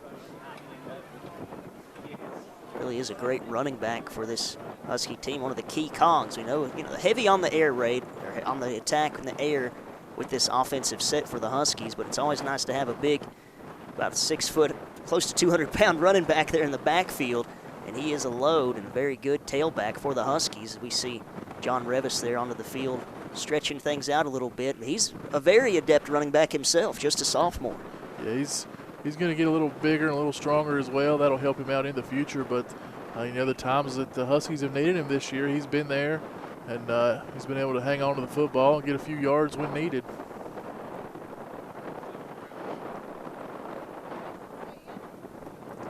We talk about some of the other teams in action here tonight. Nate, what are you looking forward to most from some of these other schools? Some intriguing matchups here around the 2A, 1A conference or division here in Mountain Valley. I think my favorite game looking forward to see how it ends up tonight is probably Starmount and Swain County. Those two teams played in the Western Final last year with the chance to go to the state championship, and having to play in the first round this year, a little bit different results coming in the 8-9 game, but it'll be interesting to see how that game ends up. We see Sullivan up and favoring that knee a bit, but maybe he'll be all right. Again, always a good sign to see the player getting up under his own power, and we'll see if potentially he could be back tonight. Don't know the extent of the injury. We'll have to try to get some updates here for you throughout the rest of the second half. So back to the action now after the injury timeout. It's going to be 3rd and 4 on the 40-yard line of West Caldwell. Ellis in the gun, joined by the newly injured John Revis. Wide open is Thompson, and he can't hang on to it. Juggles it, and the pass falls incomplete. It was near the first down marker. Looked like it would have been enough to pick it up if he'd been able to hang on, but Nate, I think he's trying to make his moves before you corralled that football. Yeah, these drops are hurting the Huskies a little bit tonight. We've seen 2 or 3 from Simon Houck, and that one from Thompson. Would have probably given Ashe a first down. It looked like he had plenty of room to pick up the first, but instead it's going to force the Huskies to have to go for it on this key 4th down. And we've seen West Conwell stop them several occasions in the first half on 4th and short. It'll be 4th down and 4, still on the 40. Ellis going to the air to get these yards. Deep pass downfield is caught. And how about that? Reading it into double coverage, threaded the needle, and the price is right again for the Huskies. Yeah, looked like Deshaun Francis and Bishop Kidd, both right there on Price, but had absolutely no answer for that throw. Good defense. It's tough to beat a perfect throw, and for Ashe, got just what they needed on that 4th down. So how about that conversion for the Huskies? Only needed 4. They get about 15 yards on the play. Gets him all the way down to the 26-yard line with the fresh set of downs. Quickly going back to the action. Here's Ellis dancing out of trouble, keeping his balance, and fires it deep downfield, looking end zone, tipped and nearly into the hands of Thompson. And it probably should have been a touchdown or an interception. Yeah, I tell you, I think with better wind conditions, that would have been an easy touchdown. He would have just lofted that one over the defensive back's head, but instead the wind knocked it down a little bit. As you said, could have been picked off, maybe should have been, but then on the deflection, Thompson had a pretty good shot at it, but unfortunately for Ashe, it falls incomplete. So Titus Tucker thwarts a touchdown throw from Ellis. And how about extending that play from Colin Ellis' standpoint? He's lucky to not even take a loss on that play. That was a great job keeping his balance, able to get that throw off. 2nd down and 10. He'll go to the ground attack, and nothing doing there, snuffed out. The ball comes loose, and West Caldwell comes up with it. How about that? A turnover for the Ashe County Huskies, and that's killer. Jalen Richardson right there on the spot to recover that, and not what you wanted to see if you're a Husky fan. This drive comes to a stop pretty quick, unfortunately, near the red zone. Now the defense has got to go out there and do its job once again. So disaster strikes for the Huskies on this drive, and it abruptly comes to an end. Not what they're looking for. Not got to get some points on the board. Trailing just by a touchdown here, still in the 3rd quarter of tonight's action. But You got to think they've let a couple of opportunities slip away. You don't want to see these coming too often if your co-champion come back to haunt you later in tonight's contest. So West Caldwell takes over 1st and 10 on their own 23-yard line. They'll go to the ground game. Hand off to Dula, falls forward to about the 25-yard line. Renee, we talked about it. One of our Ashe County Ford keys to the contest was sustaining the drives, and it really hasn't been there except for one time tonight for the Huskies. Huskies, unfortunately, having a hard time keeping these drives going. They've struggled a little bit the last couple of weeks, able to put these drives into the end zone, and once again, they get down near the red zone, and the turnover bug bites. So gain of a couple. It'll be 2nd and 8. Ball right on the 25-yard line. Spread formation again for the Warriors. Titus Tucker sends Dula to his right hip. They like this screen play to Francis, but he can't hang on. They did rule it a forward pass, so it'll just go down as an incompletion. So 3rd and 8 now. A chance for this Husky defense again, Nate. Hopefully here, force a 3 and out and get that ball right back to the offense. And it looks like West Caldwell's having a little bit of problems with the wind this time around. We saw a couple of their throws from Tucker right on the money in the first half, but so far in this second half been a little bit different. Even these shorter throws, the Warriors are having a hard time completing them. We'll see how they attack this one. 3rd and 8, all on their own 25. Tucker flushed out of the pocket. Throws off his back foot downfield, pass in and out of the hands of his intended man. That was a beautiful pass delivered. Bishop Kidd just couldn't hang on. Kidd wishes he could have that one back. Did have to lay out for it, but he was wide open, hit him right in the hands. I just couldn't quite pull that one in. So the air game becoming difficult for both teams now in these conditions here tonight. It's going to bring up 4th and 8. We'll see Tucker drop back, standing at his own 16. He'll kick this one away. No, it's blocked, and Richardson scoops it up, and he's into the end zone. Touchdown, Huskies. What a big momentum turn there. Looks like the ball did come loose, but the refs had already signaled a touchdown. But how about Richardson? Usually the special teams ace kicking it for the Huskies, but that time he blocks the kick, recovers, and takes it to the house. So the Huskies went for it, took a shot, and it pays off. Kendall Richardson comes through, as we see on the Mountain Outfitters replay. And, boy, Nate, how about that, changing the momentum of this contest? That's exactly what the Huskies need. They needed something to try to change the script of this game. Just struggling on offense, the defense hanging in there nicely, and the special teams this time able to come through, get a huge touchdown for Ashe. And, oh, my goodness, Richardson looked to tie it up, and the low kick had no chance. So he can't quite tie this ball game up, but he did more than that, though. He changed the momentum of this entire contest. Huskies, unfortunately, still going to find themselves down by 1. But, hey, we look at that one, unofficially one play there for the Huskies on the Ashe County Ford drive to the end zone. Yeah, great special teams play from Richardson. And for Ashe, the momentum's all on their side now. The defense got a nice chance to come out here and shut down West Caldwell once again. Get that ball back, see if the Huskies can take a lead. So the extra point thwarted, but now things really get interesting here. Now we got ourselves a 1-point spread, 13-12 in favor of the Warriors. But as you mentioned, Ashe fully with the momentum on their side now. And we'll see what West Caldwell wants to do, see if they come out with, keep running the same offense they've been running, maybe throw in a trick play or two here and there, try to get a little bit of that momentum back on their side. But for right now, Ashe, their crowd letting them hear it, supporting them nicely, and see if the defense can go out there and do it once again. You know, the crowd kind of gone silent a bit here at Ashe County High School, but fully back into it now, as you mentioned, as we see the kickoff from Richardson. It's a good high kick, and will be fielded by Francis right around the 16-yard line. Tries to make a couple of moves and gets a nice cutback up the middle, find a nice little lane there, and pretty good return there. Gets it out across the 25. They'll spot him down at the 27-yard line. So now the Warriors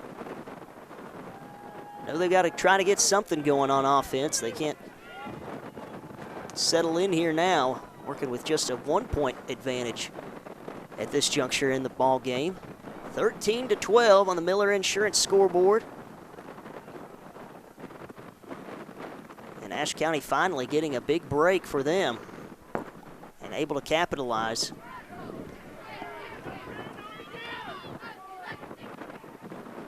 Tucker lines his men up on offense. Low snap. They're going for this screen again and having trouble finding his feet. Able to fight forward for just a couple of yards after he was touched was Francis. They like going to that play, Nate, especially with these windy conditions. And you can't really blame them for throwing it short, but a little bit surprised they've kind of abandoned the running game here in the second half so far. That's what got them on the board in the first half, throwing these short passes. Not a bad idea, but so far for West Caldwell, it just hasn't been working. 2nd down and 8, and we'll see Tucker go to work now, and he has stood up immediately. Hung on to that one himself, and no dice. Luis Ramos fired up. It's going to bring up a 3rd and 8 situation, so now the Huskies can really go to work. If they can get this team off the field quickly and into the hands of the offense and fully get things back in their favor on the scoreboard as well.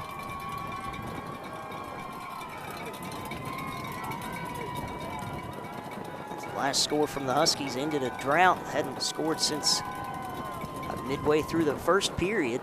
Shut out in the second. This offense still has been shut out since early in the first quarter. But the special teams coming up huge. 3rd down and 8. Low snap. Tucker having trouble handing on to it. Now he does find the handle, and he's found some room on the edge. Where was he forced out of bounds is the only question. Hard to tell from this angle. It appears he's going to be well short of the 1st down marker. Waiting on the official signal from the officials. And we've got a penalty marker down. And, oh, that's a big one for the Huskies, Nate. They had him stop shy of the 1st down mark. Yeah, that's a tough break there for Ashe. Looked like the defense had done its job, but unfortunately, the penalty here most likely give the Warriors a 1st down.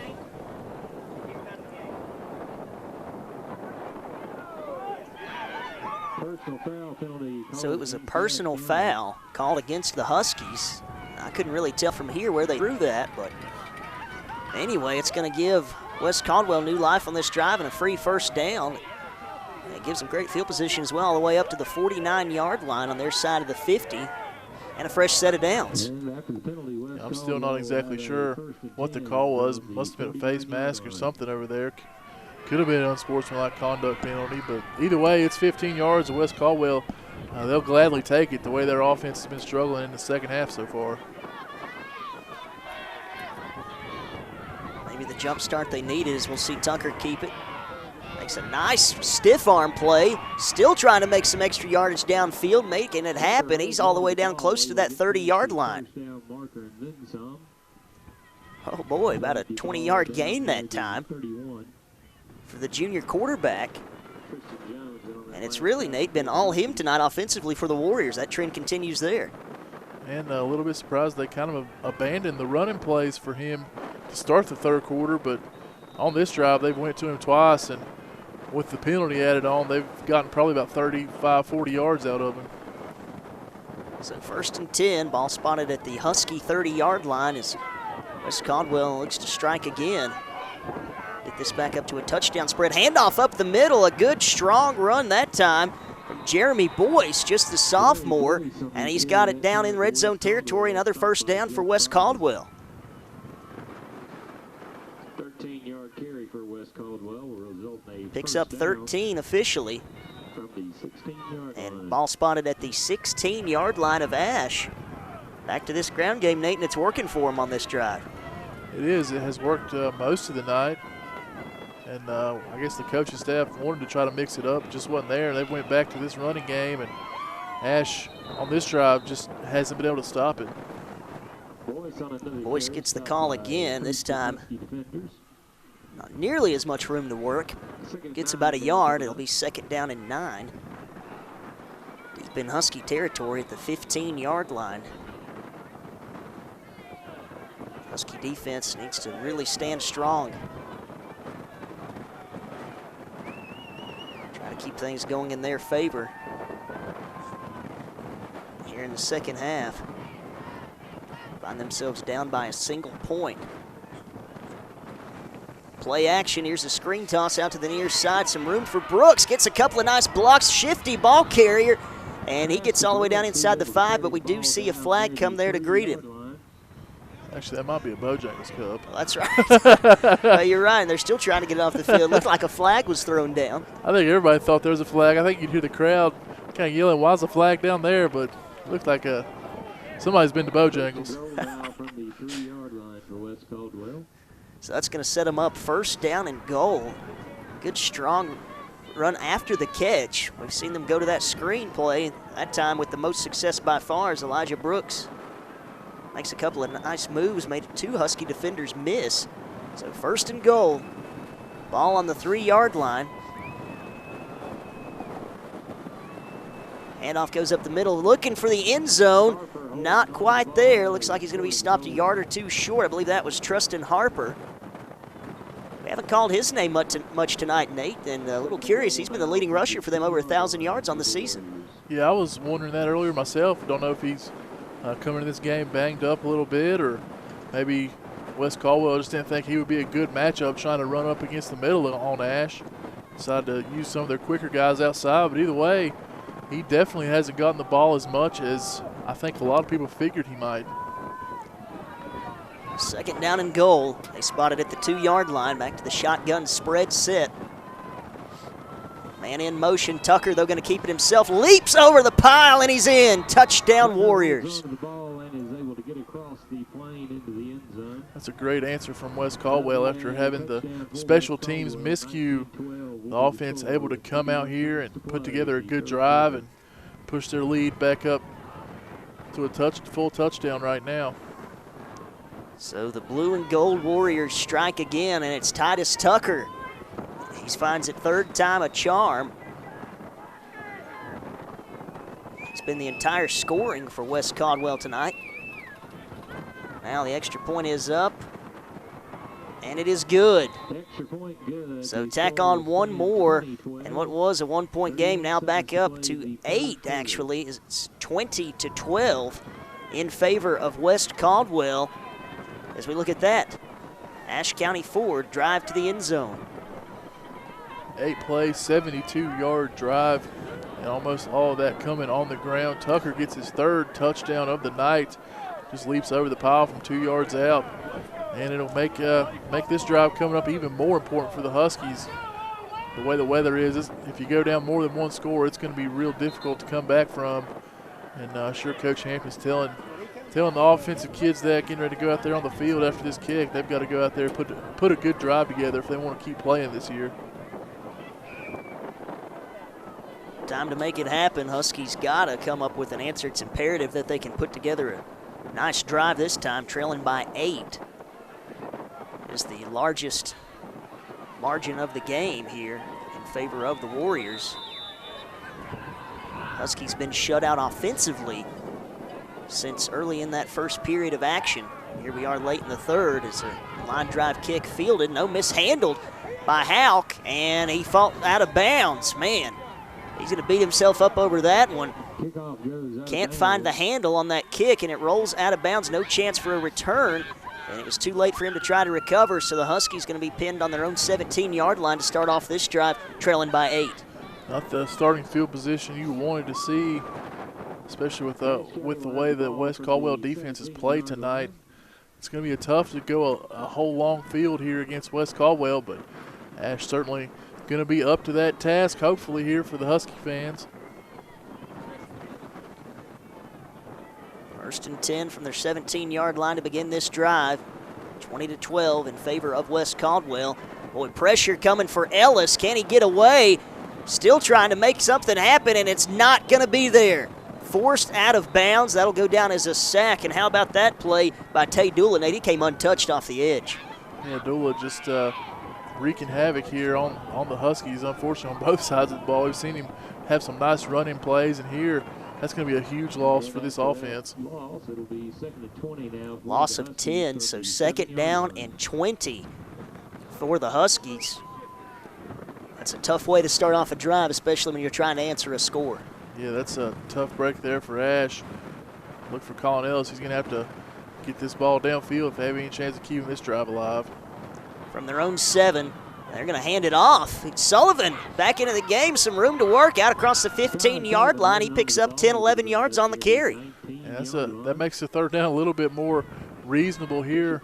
Good carry there from Sullivan. Good play call from the sideline. And that is how the third quarter will expire. Huskies in a hole. Can they make something happen offensively? We'll find out.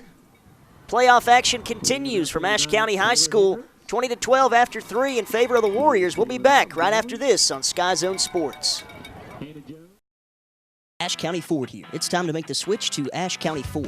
With $1,000 trade-in cash available, the time is now. Make the switch and save up to $9,500 off the 14 F-150s. Take a break. Come in and see the new redesigned 2015 F-150. With an all-aluminum body and tons of new features, Ford has done it again. Come see why Ashe County Ford sold the most certified pre-owned Fords in the region last year with 100,000 miles powertrain warranty, 24-hour roadside assistance, and low rates. You can't go wrong. Ashe County Ford. We don't just sell you a car, we make you a friend for life. Welcome back to Ashe County High School Friday Night Football playoff style at ACHS. Starting up here, Huskies in the hole, trailing by 8, and facing a 3rd and 8 quickly as we commence the 4th and final quarter here tonight. Ellis in the gun, 4 wide shotgun set, and looking for it all downfield into heavy traffic though. Pass is picked off, but the receiver was knocked to the ground. That was Jake Richardson, and a flag comes into play. This might be pass interference. Yeah, I'm not sure that interception is going to stand there. That certainly looks like it could be pass interference. And that's exactly what the call is. Ashe dodges a bullet on that throw. Looked like Colin just kind of throwing that up for grabs. But, hey, it works out. It'll give the Huskies a first down. Exactly. He was pressing his luck through into traffic. They had 3 men in the area, did West Caldwell, to Ashe's 1 in wideout Jake Richardson. As you said, though, works out for the Huskies. We do have an injured West Caldwell player on the field. Looks like just a cramp, though, trying to get him stretched out just shy of the 40-yard line. So it'll be a 15-yard penalty for the Huskies, and they need that first down. Yeah, that's a nice, well, that's a big momentum killer for West Caldwell, but at the same time, it's a nice break for Ashe. Able to keep the offense on the field knowing they need some points. Hopefully the injured Warrior player shakes it off. He's all right. Yeah, I can't tell from here what number that is. Who's down there on the field? It might be Tucker. Can't really tell, but anyway, after that play, the Huskies will have it first down and 10 with the 15 yards, the pass interference call. Be at their own 34-yard line, 20-12. Huskies looking to get back to the second round. North Carolina High School Athletic Association state playoffs. Of course, last time we know the second round was not kind to the Ashe County Huskies here. That's putting it lightly. Yeah, ran into a real buzzsaw in Monroe last year. And, of course, if they do win tonight, most likely going to be on the road against a team that beat Monroe last year. So definitely won't be any easier if Ashe can get past tonight. They'll most likely be headed down to Franklin unless they get upset this evening. But first things first, they've got to be able to get past the Warriors tonight.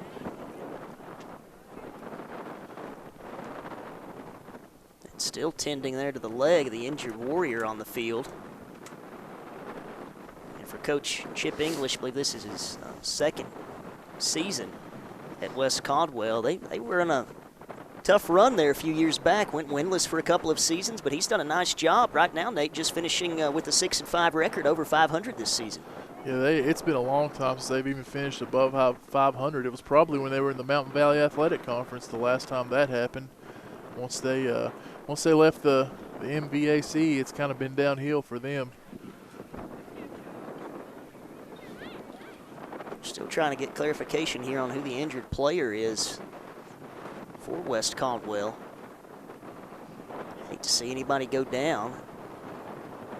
Thought it was just a cramp at first, trying to work out the right leg of the injured player.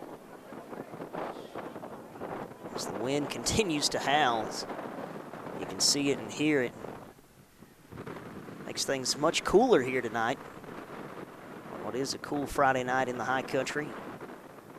Still, Nate, I don't think the conditions are as frigid or nearly as bad overall as last season with our almost sub-zero temps with the wind chill. Yeah, last year's game was pretty brutal. Tonight, not great, but certainly a little bit better than last year. So Ashe trailing by 8 points now. It's 20-12. For the Huskies, of course, a big break in their favor in that third period. They hadn't touched the end zone since the first quarter, and then Kendall Richardson all over the punt. And it kind of payback there, I think. Just an extra point earlier, and able to get into the end zone there for the Huskies and pull them back within one. Of course, West Caldwell would answer on the ensuing drive, put together a 80-yard drive that was capped off by a run by Tucker from 2 yards out. And he's been the entire scoring tonight for the West Caldwell Warriors. 3 rushing touchdowns, and that's really impressive, Nate. You know, up and down season for him kind of due to injury. He only had 4 rushing touchdowns on the season coming into this game. Yeah, he's a really tremendous athlete. I know he's missed at least one full game. He missed the High Brighton game early in the season when they were shut out, but he's been knocked out of parts of others as well. He's taken some hits, but so far tonight he's really battled back and shook off the hits he's gotten. But yeah, those 3 rushing touchdowns, certainly something to be really happy about if you're Coach English.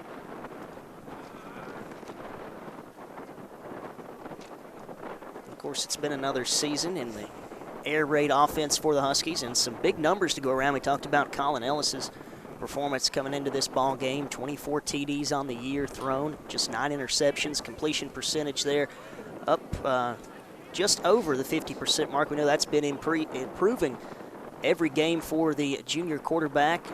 Over 400 rushing yards, 10 touchdowns that way. And for Judd Price, too, talk about him, his first season of football at the high school level, Nate. And coming into tonight's contest unofficially, we're looking at it 37 catches, 872 yards, 10 TDs, and that's with missing 2 games. Yeah, he's had a tremendous season. He's been the real compliment that the Huskies needed to Mason McNeil last year. Mason McNeil and Jacob Blevins, a very nice wide receiver tandem with Colin Ellis there as well. And this year, moving Ellis to quarterback and Blevins graduating, the Huskies needed somebody to step up, and Joe Price was that guy. He's had a tremendous year. And it is Titus Tucker who's injured on the field as he's finally up. Had a lengthy delay there. Got to hope that young man's going to be okay. Not sure if we'll see him tonight again, though. Yeah, he's slow getting off the field.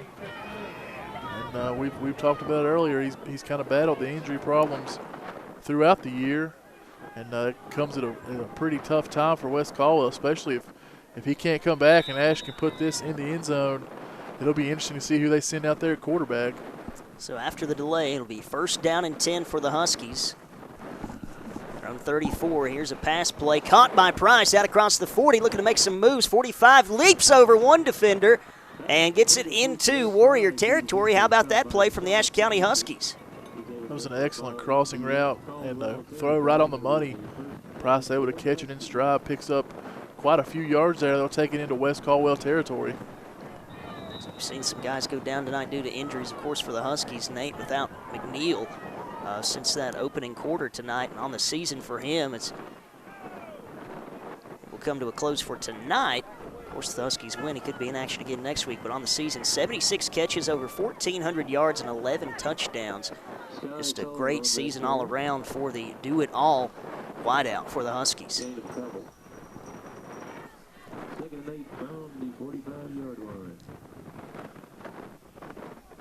That play not going much in positive direction for the Huskies. They pick up about 2, we'll call it. 2nd down and 8. Ball just shy of the 45-yard line of West Caldwell. As Ellis takes the snap. Looking to throw all the way, flushed out of the pocket. He's got to step up inside the 40, the 35, got the 1st down and then some. Look at him, still zigzagging his way down the field inside the 25. Great scramble there by Ellis.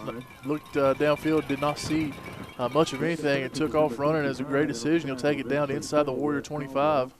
It'll be a 1st and 10 now from the 24 for the Huskies. Down to the 24-yard line. Fresh set of downs for the Huskies. Really liking what I'm seeing on this drive, Nate. Yeah, that's exactly the kind of drive they needed, but this time they need to put this in the end zone. Last drive ended about here with a turnover. Need to keep this one going. Ellis On the run, just throws it, lobs this one into the end zone. Wide open is Richardson. How about that? Touchdown, Huskies. And great job there from the sophomore, helping out with injuries throughout the season. And this time, I believe that's his first touchdown of the year. That's a great throw there from Ellis, and an even better catch, able to stay in bounds. Lobbed that one up, sort of a rainbow pass. Finds Richardson in the back of the end zone. You said a great presence of mind for him. Gets open in the corner and able to get his feet inbounds barely for the touchdown. So the Huskies strike and pull within 2. Got to think they'll go for that 2-point conversion, and that's what we're seeing right now as they line up, bring on the offense. Looking to even the score in the opening of the 4th quarter. Ellis takes a snap, throwing off his back foot, and pressure into traffic, nearly picked off, broken up. So the 2-point conversion is unsuccessful, but they strike, Nate, and they get within 2. Yeah, that's exactly what the Huskies had to have here. Going into the 4th quarter, it's getting crunch time. Ashe, if they want to keep their season alive, had to have a good drive there, and exactly what they did. Unfortunately, a 2-point conversion didn't go their way, but nonetheless, they're back within 2 points here. And how about that drive? 6 plays, 83 yards. Could not ask for a much better series there from the Huskies. Yeah, didn't have to take up too much clock. See there on the Ashe County Ford drive to the end zone that capped it off there in style with that 24-yard pass. Really, West Caldwell did everything they wanted on that one. Broke the play up and forced Ellis to throw off his back foot, scrambling toward the sideline. But, man, what a beautiful pass he delivered. Yeah, Richardson able to get open there right in the corner of the end zone, and could not ask for a much better throw, especially being pressured like he was. Ellis tosses it in there nicely. Sweep kick will be corralled just shy of the 40-yard line, and a nice return by Tykees Davidson, the junior. Plays some linebacker and safety. Haven't called his name yet tonight, but he makes a nice play there. One of the up men on the return squad. He gets all the way out to the 50-yard line after the short kick and returns. So West Caldwell going to have a good field, short field to work with now, as their margin has been trimmed by 2, 20-18. Here in the 4th period of action, and Nate Tucker's out there on the field. This guy's a competitor. Yeah, I wasn't sure if he would come back the way he was hobbling off the field, but he's not even going to miss a series out there, at least offensively. He's the motor to this team, and just had to have him out there if he could go, and obviously he thought he could go. The training staff thought he could, so he's out there. Boyce gets the call on the first down carry. Only got about a yard there, so he's 2nd down and 9. He gets it into Husky territory, though, on the 49-yard line. Staying in the spread. This time mishandled, and Ramos comes up with it. Luis on the spot. And how about that, Nate? Now the Huskies with the short field and can take the lead. Yeah, great job there by the defense being aware and being awake. And Ramos all over that play. And you know, West Caldwell's wondering what's going on now after just having the ball shoved down their throat on defense. And now their defense is right back on the field. Ashe with a great chance here to take the lead. Yeah, see if they can catch them reeling a bit on the defensive side. As you said, they had to withstand that 6-play, 83-yard drive just a few minutes ago, and the Huskies scored. And they quickly are forced back into action. Great chance here for the Huskies to capitalize. 1st and 10 from midfield. Ellis looking to go to the air.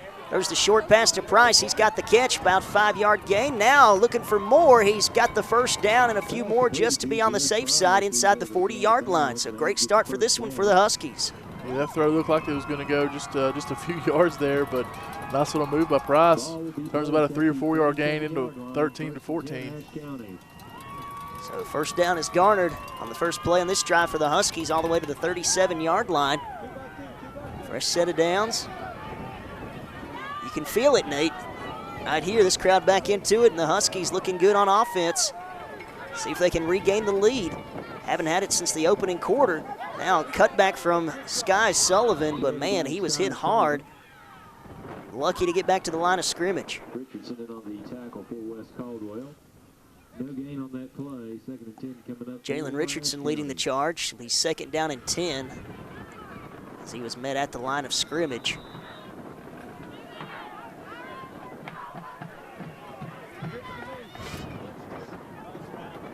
Stacked receivers as they line up in a tight bunch formation here in the shotgun. And Ellis looking to this near side. Now he's going to run it. And he's going to take a hard hit after he gets about 4 or 5 yards, but not a bad gain there all in all for the Huskies. Yeah, it'll make this third down quite a bit more manageable here. Like another stop there by Richardson. West Caldwell fans have to be impressed with what they've seen from him. Just a freshman. He's going to have a really bright future here for the Warriors. Key play for the Huskies, looking to sustain this drive. 3rd and 6. Certainly a manageable situation here. Got to get it into the 27 of West Caldwell. Trailing by 2 in the 4th quarter. It is go time. Hit as he throws, and the pass is caught by Price, looking to get open. He will be tackled down, but not before he gets deep into West Caldwell territory. Tykees Davidson finally making the stop inside the 15-yard line. West Caldwell gambled with the blitz on that play, and Ashe able to pick it up just enough for Ellis to throw another perfect pass in there to Judd Price. Huskies in business once again. Earlier we saw the pressure kind of get to Ellis, but now, Nate, you got to admire his poise in the pocket, feeling the heat, and delivering a pinpoint pass again. Empty backfield set. They like this look. 5 wide receivers coming to the near sideline. Pass is caught. And a nice catch by Richardson. He's feeling good after that touchdown catch a minute ago, and makes maybe even more impressive catch right there in traffic.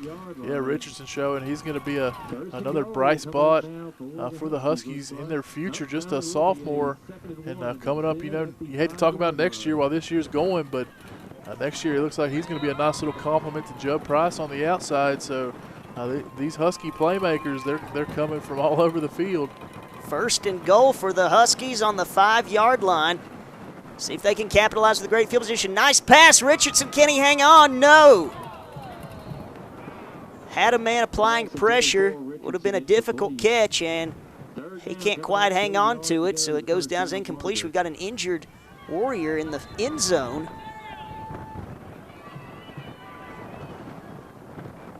Man, we've seen a lot of players go down tonight. Yeah, looks like could be another cramp issue over there trying to stretch out that left leg. But, that slant pass just a little bit too low, or that might have been a touchdown. Richardson tried to pull that one in, but just couldn't quite reel it in. So we've got the injury timeout again on the field, and this has been a whirlwind second half. The Huskies started out trailing by a score, 1 touchdown. It was the spread, 13-6, and then they were able to get the block punt by Kendall Richardson. Looked to tie it up, but unfortunately for the Huskies, the extra point attempt was low and blocked easily at the line. Kept it 13-12, and then, just when you think they might get the advantage, West Caldwell answers with a nice drive of their own. 8 plays, 73 yards down the field later, and a couple of minutes off the clock. They retake a touchdown lead, actually a full one there, 8 points, 20-12, and then the Huskies answer once again, but unfortunately for them, the 2-point conversion no good. Really, Nate, you talk about the difference, and tonight has been the extra point misses, 2 of them for Kendall Richardson. Otherwise, we're looking at a tie ball game. Yeah, for West Caldwell, they've been able to hit those extra points on their side, and that's been 2 points there that Ashe just doesn't have. But still lots of time left in this game. And the Huskies looking to regain the lead. As we mentioned, they haven't had it since the opening quarter when they led 6-0.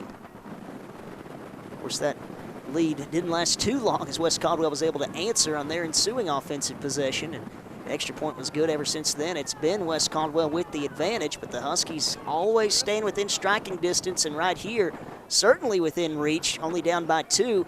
And they've got the ball on the 5-yard line. It's going to be 2nd and goal after they get things straightened out. We're going to take a break as well with the injury timeout. We'll be back right after this with more Friday Night Football playoff action from Ashe County High School. Oh, that's cool, man. Ain't no complaints from me. Bunch of pussies. Get off the field. Jesus. Can't even tell. Get back to it. So the injured player's been helped off of the field. We are back at Ashe County High School Friday Night Football. Big play here coming, Nate. 2nd down and 5 for the Huskies, 2nd and goal from the 5. looking to strike and regain this lead in a 20-18 ball game. Find themselves down by 2 here late in the fourth quarter. Ellis keeps it himself, falls forward, not going to get the first. Touchdown, excuse me. Holds on to the ball, going for the first down.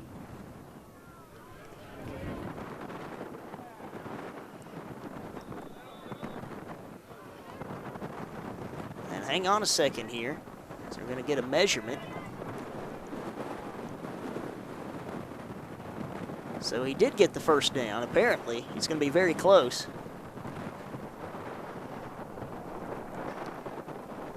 As the chain gang comes out onto the field, they'll stretch this one out.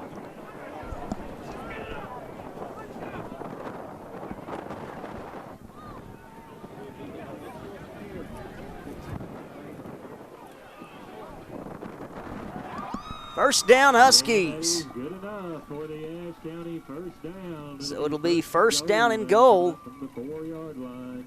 From the 4-yard line. Really in business here now, Nate. Yeah, they've got to punch this one in. Just need 4 yards. They've really got to put this one into the end zone, especially with the way the winds are. You don't want to take a chance on having a field goal decide this game. So the Huskies are in business, first and goal. The West Caldwell 4. All alone is Ellis in the shotgun. Looking end zone, similar slant pattern, no good, but the flag comes in. I believe pass interference is going to be the call. That might have saved a touchdown, though, if you're West Caldwell. That's probably not a penalty that Coach English would be too unhappy about. Looked like Taylor Kunkel in there had given up inside position on the slant. So he'll gladly take this penalty, be half the distance to the goal. So you said it will remain first and goal, but now first and goal from the 2 for the Huskies. So what do you draw up here for Coach Hampton? You let your running back pound it in, or tell your guys to block for Ellis there? Like you said, this wind, you never know where that ball could end up if it's a throw. Yeah, I'd say the way the wind is, I would just keep pounding it into the end zone here till you get it. And look who's into the backfield. Alex Richardson, that's your linebacker, coming in to block, and unfortunately didn't pick up one man he needed, and Ellis is going to be slung down behind the line of scrimmage. Loss of about a yard on the play. I'd have just given it to Big Richardson, let him pound his way in there. Hey, that wouldn't have been a bad idea at all. He's one of the better athletes on the team, certainly has the size to do it there, but looked like Coach Hampton was just hoping he could be able to get a block. Just wasn't able to block anybody that come through there. Didn't quite work out. Now The Huskies wanted. Second and goal inside the 4, empty backfield, going to the air again. That one should have been picked off. They threw for it, looking for Richardson, and Kunkel had that one read perfectly in and out of his hands, or that's a pick. Ashe catches a huge break on that throw. Should have been picked off. Instead, it falls harmlessly incomplete. And hold everything as we're going to have a timeout. Coach Hampton calls it here for the Huskies. It is a Little's Health and Fitness Center timeout, his first TO the second half. And Little's Health and Fitness in West Jefferson invites you to take time out of your day, head to downtown WJ, and get active at Little's Health and Fitness Center on Radio Hill. So the upcoming play, Nate, it's going to be a big one for the Huskies. Going to be on the 3-yard line, third down and goal. What are you saying if you're Coach Hampton, your guys in the huddle? Just got to figure out a way to punch this one in. I'm not going to be surprised if they go to the air either. If they keep it on the ground, might be a little bit safer play, but down here they've just struggled to get any yards running the football. They've kind of struggled all night. In reality, haven't been able to run it very well, but especially down here in the tight quarters that near the goal line, it's just been a struggle. So they come out after the TO. Playoff action, so it's win or go home. Crunch time here for the Huskies in the fourth quarter. You got the advantage of the home field. Crowd into it. And how about this look from the Huskies, Nate? We're going to see 4 wide on the big side of the field. Ellis all alone in the gun. So an interesting look here for the Huskies. 5 wide receivers. He's looking at the one-on-one matchup. Has his man, and Price can't hang on. Pass Pass intended to Judd Price. Had Price open in the back of the end zone and just couldn't find the handle, so it'll bring up 4th down and goal. That's killer for this Ashe County offense. It is. The drops have just been killer tonight. They've dropped 2 touchdown passes just on this drive alone. And unfortunately there for Judd Price, had the one-on-one matchup, even though it was against Titus Tucker. Price still had him beat. The throw was there, just couldn't grab it. And a gutsier play call here. They're going to try a field goal. How about this with the wind and all? Good snap, good hold. The kick is up and just wide left. The wind really had its way with that one. It was a high kick, had the distance, of course, and just pulled it a bit too much there with this wind. Not helping you if you're the Huskies. So, man, that is a heartbreaker, as they're going to say just missed to the wide left. No good, and the Huskies still down by 2 in the 4th quarter. That's a heartbreaker there. The field goal would have gave them a lead. First time since the 1st quarter, but instead the wind just carries that thing off to the left. Definitely a gutsy play call. Can't really blame Hampton for it, though. All you needed was 3 points there to take a lead and let your defense do the rest, but instead it's going to be Ashe still trailing. Defense has to go out there and get the ball back for the offense now. And for West Caldwell, an offense that would be more built for maintaining a lead here, preserving it with their rushing attack. But that possession there for the Ashe County Huskies, Nate, that's something you got to have. 1st and goal from the 4-yard line. That's a tough break there for Ashe. Really needed to put that one into the end zone and just couldn't do it, and then couldn't come away with any points. We talked about it for the last 2 or 3 weeks. It's been a struggle, and it continues tonight. So the 1st down carry that time only picks up about a pair. So it'll be 2nd down and 8 for the Warriors. So the Huskies come up empty-handed. Well, it was a great start to that drive. Did everything but score, did the Huskies, and unfortunately that's been the story for them here this evening. So they have put together several nice drives, just had them stall, and no points to show for it. Here's Tucker, got to watch him on the edge, gets the 1st down. He's out across the 30-yard line before he is tripped up. So that'll move the chains for West Caldwell, stopped about the 34-yard line.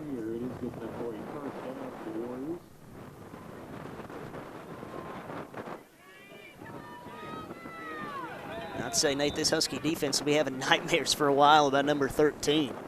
Yeah, he's had a tremendous game, and he's played pretty well all season long, but tonight really using those legs to his advantage, close to doubling his touchdown output from the whole season just from tonight. Yeah, almost on cue here for him on this Friday the 13th. As we see him hand this one off to Boyce. Maybe a little chit-chat going on there afterwards from Garrett Miller and Boyce. They know the importance of this ball game. Boyce, another young running back they've got. This is the 3rd one they featured tonight, just a sophomore. Joining Dula and Brooks back there. Lots of young weapons for West Caldwell.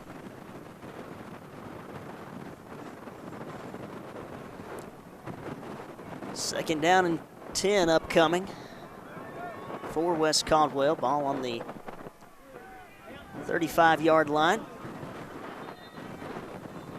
Enjoying a slim margin right now, but they'll take the lead. Boy, Coach Chip English not happy, yelling out there on the field. And I'm not sure exactly what he's so upset about. Well, now I see why there. Some early movement there, and that's going to draw a penalty marker. So it was 2nd and 9, now 2nd and 14. So get this play off. There goes Tucker breaking a few tackles, spinning away. Gets the penalty yards back and a few extra before he is stood up at the 38-yard line.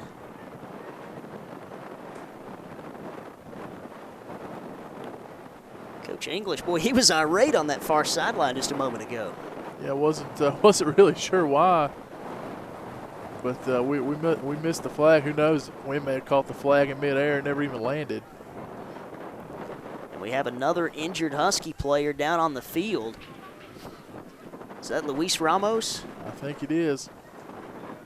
And it's a bad sight there for the Huskies. Of course, Luis worked his tail off just to get back into football shape and missed a few games to begin this season after the knee injury last year. Was it the ACL?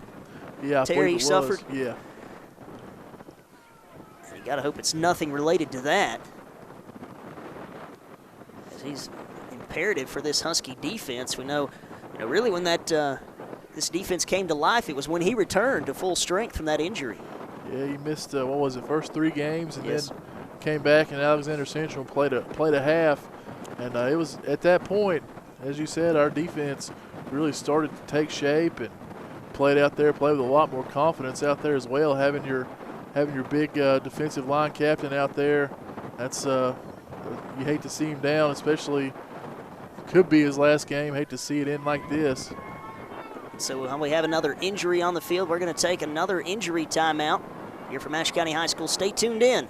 We'll be back with more Friday Night Football playoff style from Ashe County High School.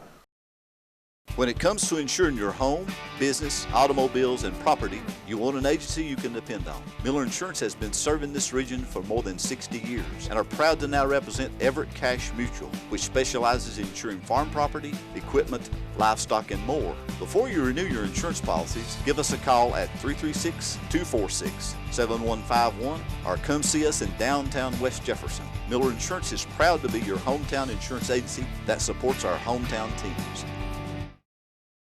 Little's Health and Fitness began in 1981. We are a 24/7 full-service, family-friendly fitness center with the finest equipment from Life Fitness, Hammer Strength, and Body Masters, as well as a great staff to help you get started. We have a 22-piece cardio area, so waiting is rarely a problem. We offer group classes for all levels, an extensive array of weights and machines, perfect for the beginner to advanced. We also have meal replacement shakes, tanning, dressing rooms with private showers, personal trainers, and child care is also available. And back again at Ashe County High School for more playoff Friday night football. As Luis Ramos was the injured player, helped up off of the field, quickly back to the action. Here goes the handoff to Francis. Spins around, still making his way forward. Gonna pick up about half the distance to get that first down. He will be short of the first down. But is gonna be short.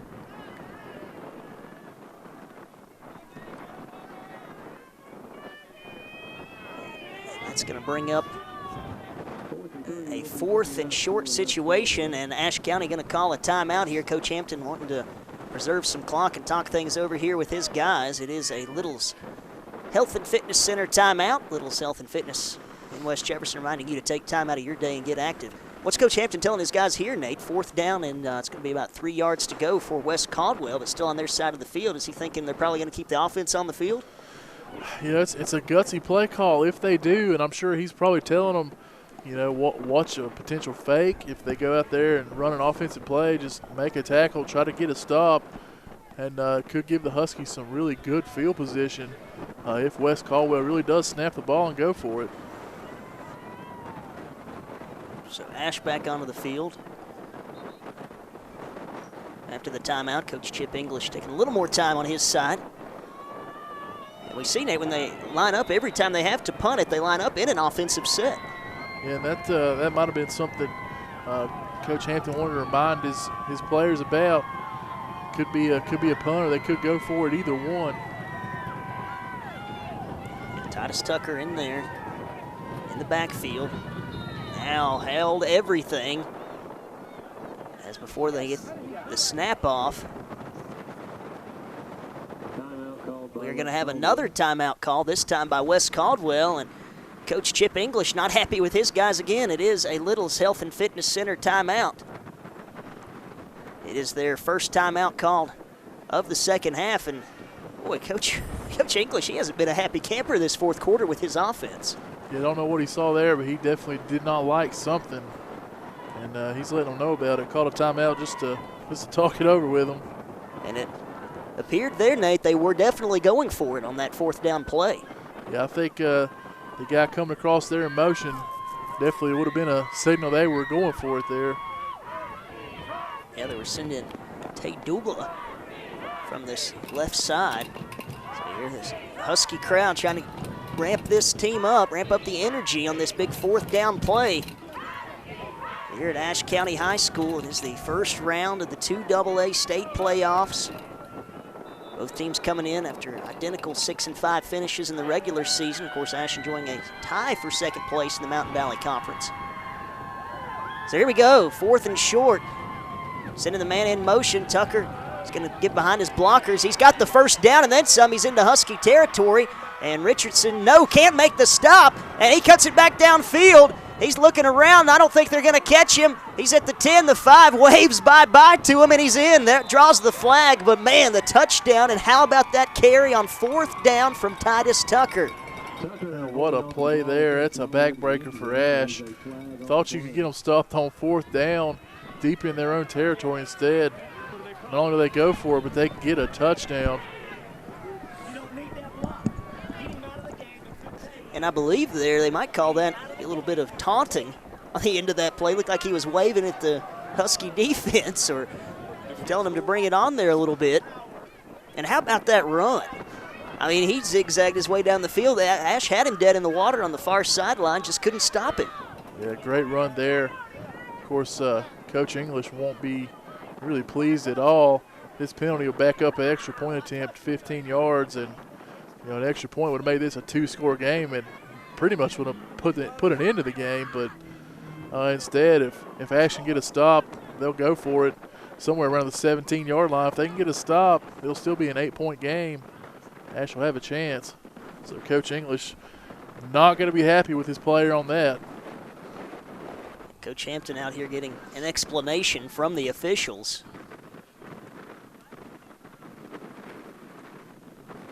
And the entire Husky defense on the field as well, wanting to hear what's going on the field. Referee's motioning them back. Good luck with that. So we believe the touchdown will stand. Still waiting on official word. It is good, so the touchdown stands. Leave the 6 points on the board.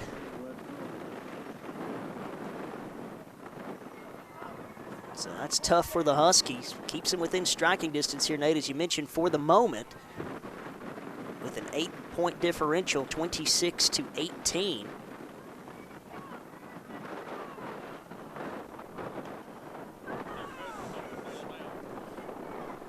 And now we'll see where they mark this one off, that penalty marker that came in late on the touchdown run from Titus Tucker. He's been a one-man wrecking crew. Yeah, he's just carried the whole team tonight. He's accounted for all 4 touchdowns, and he's gotten a little bit of help in the ground game from some other guys, but for the most part, it's been the Titus Tucker show.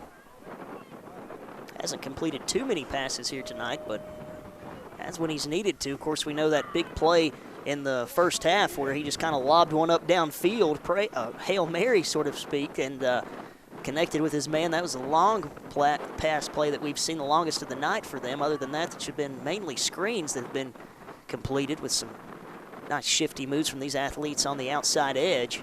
As the referees go to the far side now and explain things with Coach Chip English. I'm sure he has no complaints there to the officials. He saw what happened on the field.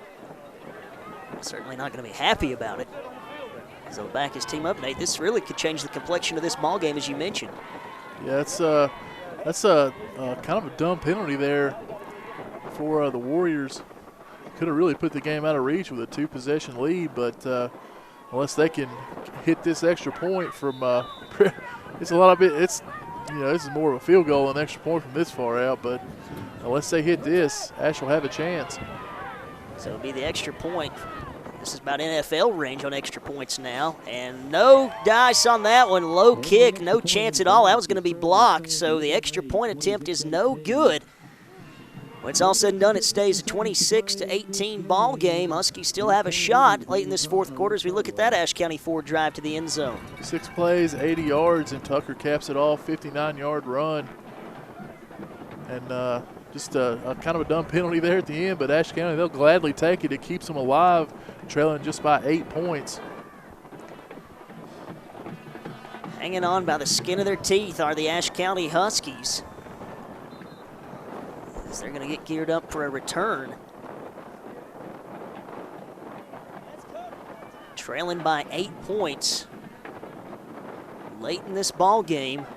time definitely not on the side of the Huskies. They're going to have to make something happen quickly if they hope to make a comeback here in this fourth quarter. Yeah, got to put a good drive together here and got to get a 2-point conversion as well. Certainly time to do it, but not a whole lot.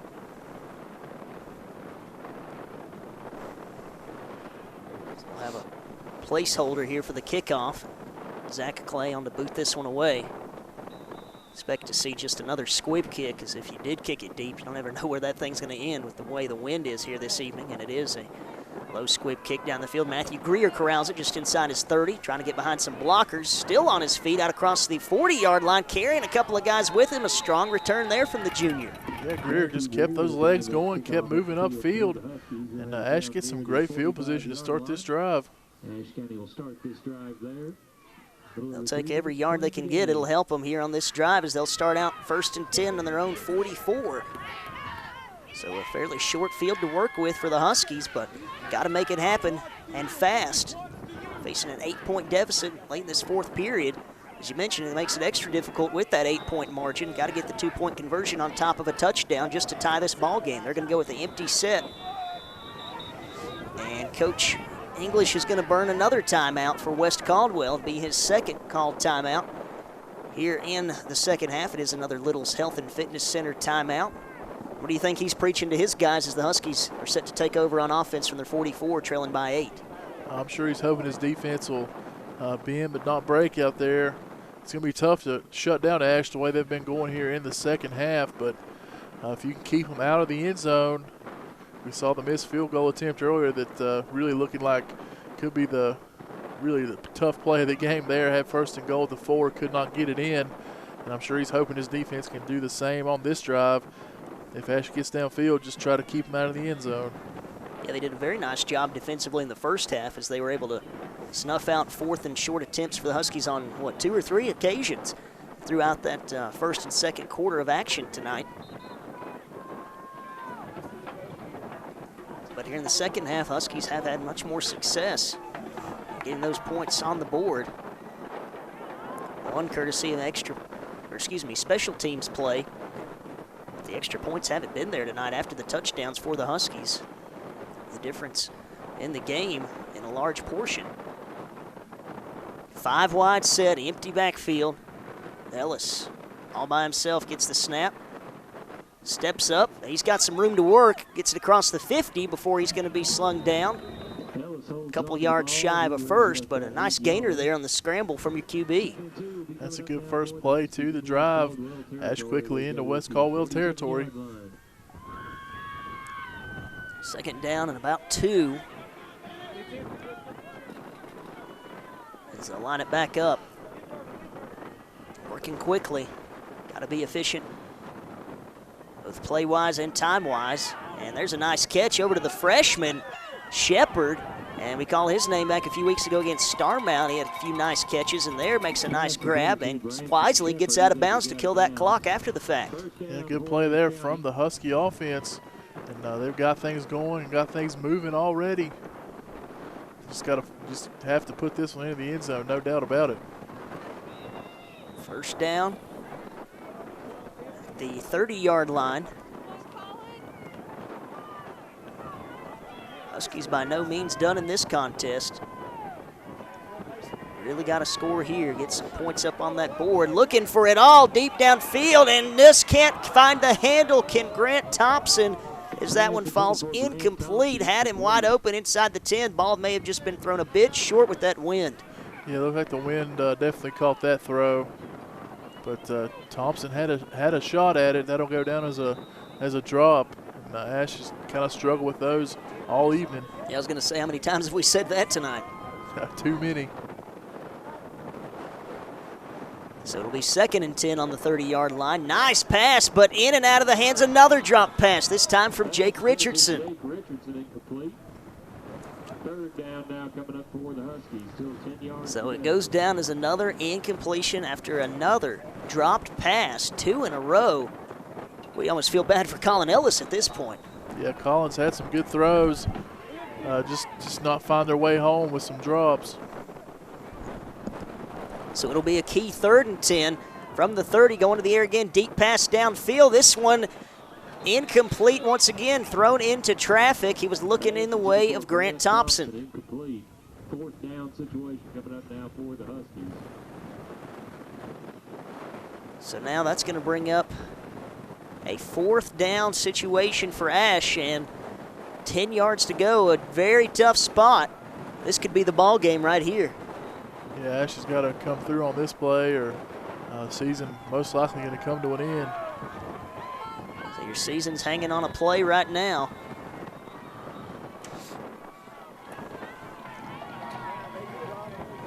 As we are going to have a timeout.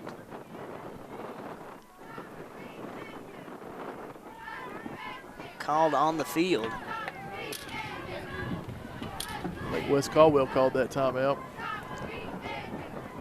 So Coach English will talk things over, and Coach Hampton will take the talk as well. Another Little's Health and Fitness Center timeout for the Huskies. Then you just drop back and heave it deep, or maybe set up a little bit of a screenplay, throw something different at them.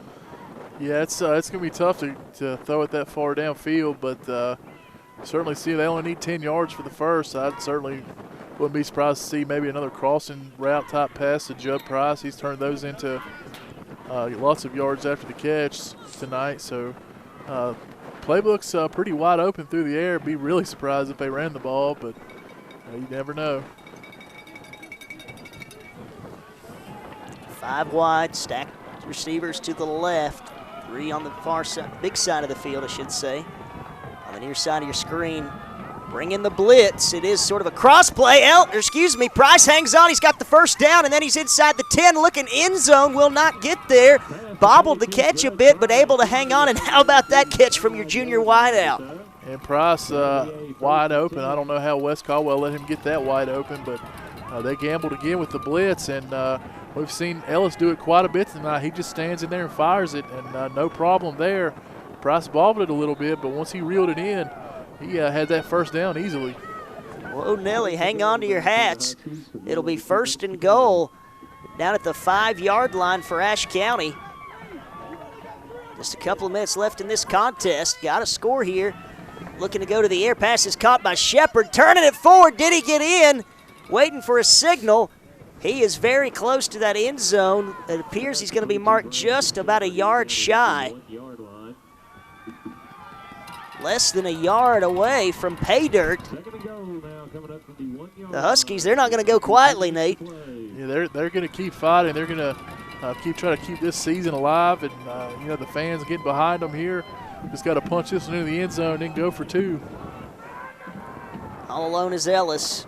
Less than a yard to go for the first. He's throwing to the air, looking to the end zone, and off the receiver's hands. That was Shepard making a diving effort. Just couldn't quite hang on to that one. Maybe thrown just a bit in front as well.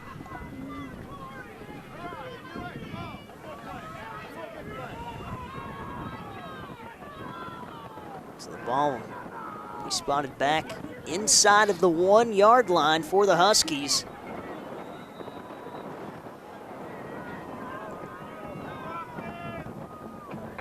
Third down and goal. Staying with the 5 wide. Ellis all alone.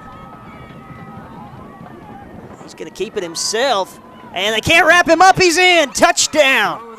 Great play call there. Now Ashe has got to regroup quickly and come up with a good 2-point conversion play to tie this game up. Oh, man. Ellis gets it in as we look at that. Mountain Outfitters replay. Nothing fancy, just telling his guys to block. Go get it. Coach Hampton saying my O-line's better than your D-line, and they make enough blocks there, and Ellis pushes his way forward, fights through the crowd, and gets into the end zone. I think the Huskies are 2 points away from forcing a tie ball game late in this 4th period. 26-24, sticking with this no-back set. 5 wide, Ellis takes the snap, looking for it, got his man, and he can't hang on. Oh, my goodness. Thrown a bit behind him. He was looking for Price. He was open, and he can't make the catch. And, man, oh, man, you'd hate to see it come down to that being the difference in this ball game. Yeah, that was a great play call there. Looked like Wes Caldwell thought it was going to be a little kind of a screen pass to Branson Shepard, and they were going to jump that route, but Chubb Price slips underneath. He was wide open, but as you said, the throw just a little bit behind him, and that's a tough heartbreaker there.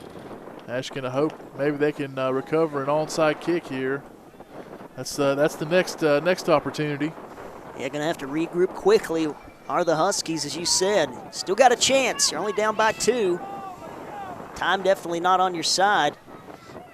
Got to get this onside kick. We've seen them come up with them throughout the season. This is what you practice for right here. Your season hanging in the balance. You'd love to live to fight another day if you're Ashe County.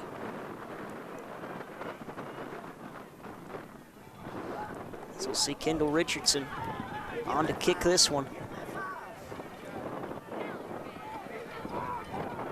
They'll set it up, West Caldwell, knowing the onside kick is coming. 2-point ball game. Can the Huskies recover? And the kick will be hung on to, it appears. The Huskies rolled the dice and could not come up with the football. So now, West Caldwell, with just less than a couple minutes left in this ball game, Nate, they can pretty much get a couple of first downs and come out of here with a first-round playoff victory, stealing one from the Huskies. Yeah, Ashe's got a couple of timeouts left. I'm sure you'll see Coach Hampton use those, try to preserve a little bit of time, but it's going to be tough for them to get the ball back this late in the game.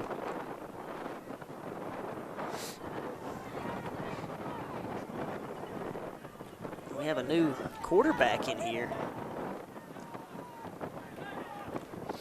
for West Caldwell, Caleb Dula, and he's just going to take a knee. Of course, quickly, Coach Hampton going to burn a timeout.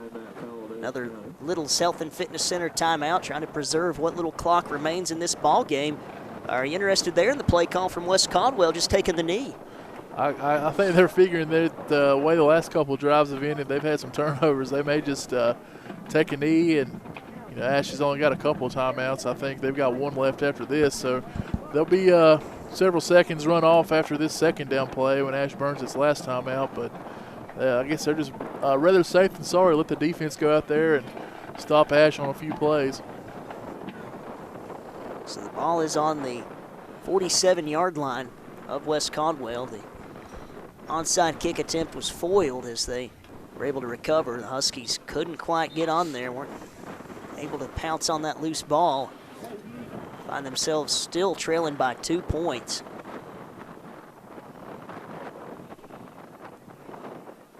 Time certainly not on the side of the Ashe County Huskies. And victory formation again for West Caldwell. We'll see him snap it. Dula burns a couple extra seconds there. Takes a knee. Just content to let things keep winding on down. So it'll be third down. And we know what's coming again, likely, Nate. Just another knee to the ground.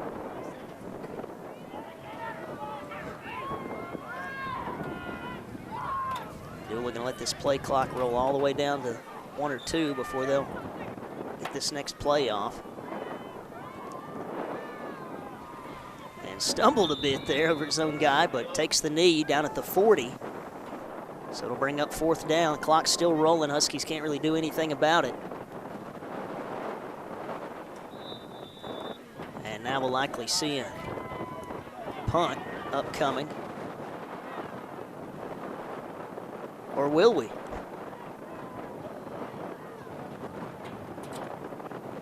Drop back, and the Huskies sort of not sure what to do there. Finally, they will touch him down. Maybe a bit of trickery right there from West Caldwell. Not really sure what the play call was. That's going to be a turnover on downs. Yeah, not a whole lot of time left. Yeah, still a few ticks left on the clock now for Ashe County. So really curious decision. Maybe they lost track of what down it was, Nate. It could have. Maybe didn't want to get another punt blocked. Maybe Titus not able to punt. Who knows? He took some hits there, missed some time on the field. maybe they don't have a backup punter or didn't really trust it with the wind and with everything that could go wrong. Is Ashe County going to have some time here, potentially for 2 cracks at it if they don't get it on the first try at the end zone, certainly within striking distance, although the wind's certainly not going to be helping you. Won't do you any favors, but they'll have it on the 34-yard line of West Caldwell and hold everything here. 1st and 10 on the Warrior 34. 5 wide, Ellis all alone. Hail Mary time, heaving it deep. Looking for Price, but this one falls well out of bounds. The wind really carried that one away. But the Huskies still going to have some time here, Nate. 8 seconds still on the clock. Yeah, they can get at least one more play off. Maybe throw a shorter pass and get out of bounds and make that throw to the end zone a little bit more manageable here with the wind, or try to chuck it deep here and hope for the best. So neither team with a timeout left. 8 seconds on the clock. West Caldwell clinging to a 2-point advantage, 26-24. 2nd and 10 now from the 34-yard line of the Warriors. Huskies praying for the miracle. Ellis firing it up again. Dials it up for Price, and it falls out of bounds once again. 3 seconds still, so the Huskies have time for one more play, Nate, and their season hangs on it. Obviously, Ellis going to try to go to the best playmaker available right now. It'd be a great time to have Mason McNeil out there, but just wasn't meant to be tonight. So you got to turn to your next best guy. And Joe Price over there, he's got the single coverage on that side of the field. Just those 2 throws have just sailed out of bounds with the wind. Might see him throw it short here, maybe try to lateral it. Who knows? I was going to say, we're going to see some hook and lateral, some trick plays. So the season comes down to this 3rd and 10. There's the throw over to Price, makes the catch. Now he's got to try to make it himself. Clock expires, going to be tripped up. Still trying to fight his way forward, but ball comes out as he tried to pitch it. West Caldwell comes up with it, though, and now he's going to be knocked down, and that, my friends, is how the Husky football season will end. Jalen Richardson comes up with it for West Caldwell, and unfortunately there for the Huskies, Nate, the season will come to a close here in the first round of the state playoffs. A valiant effort for the Huskies, but just coming up short. Yeah, it's a tough night all around. Defense, they played a pretty good game all in all.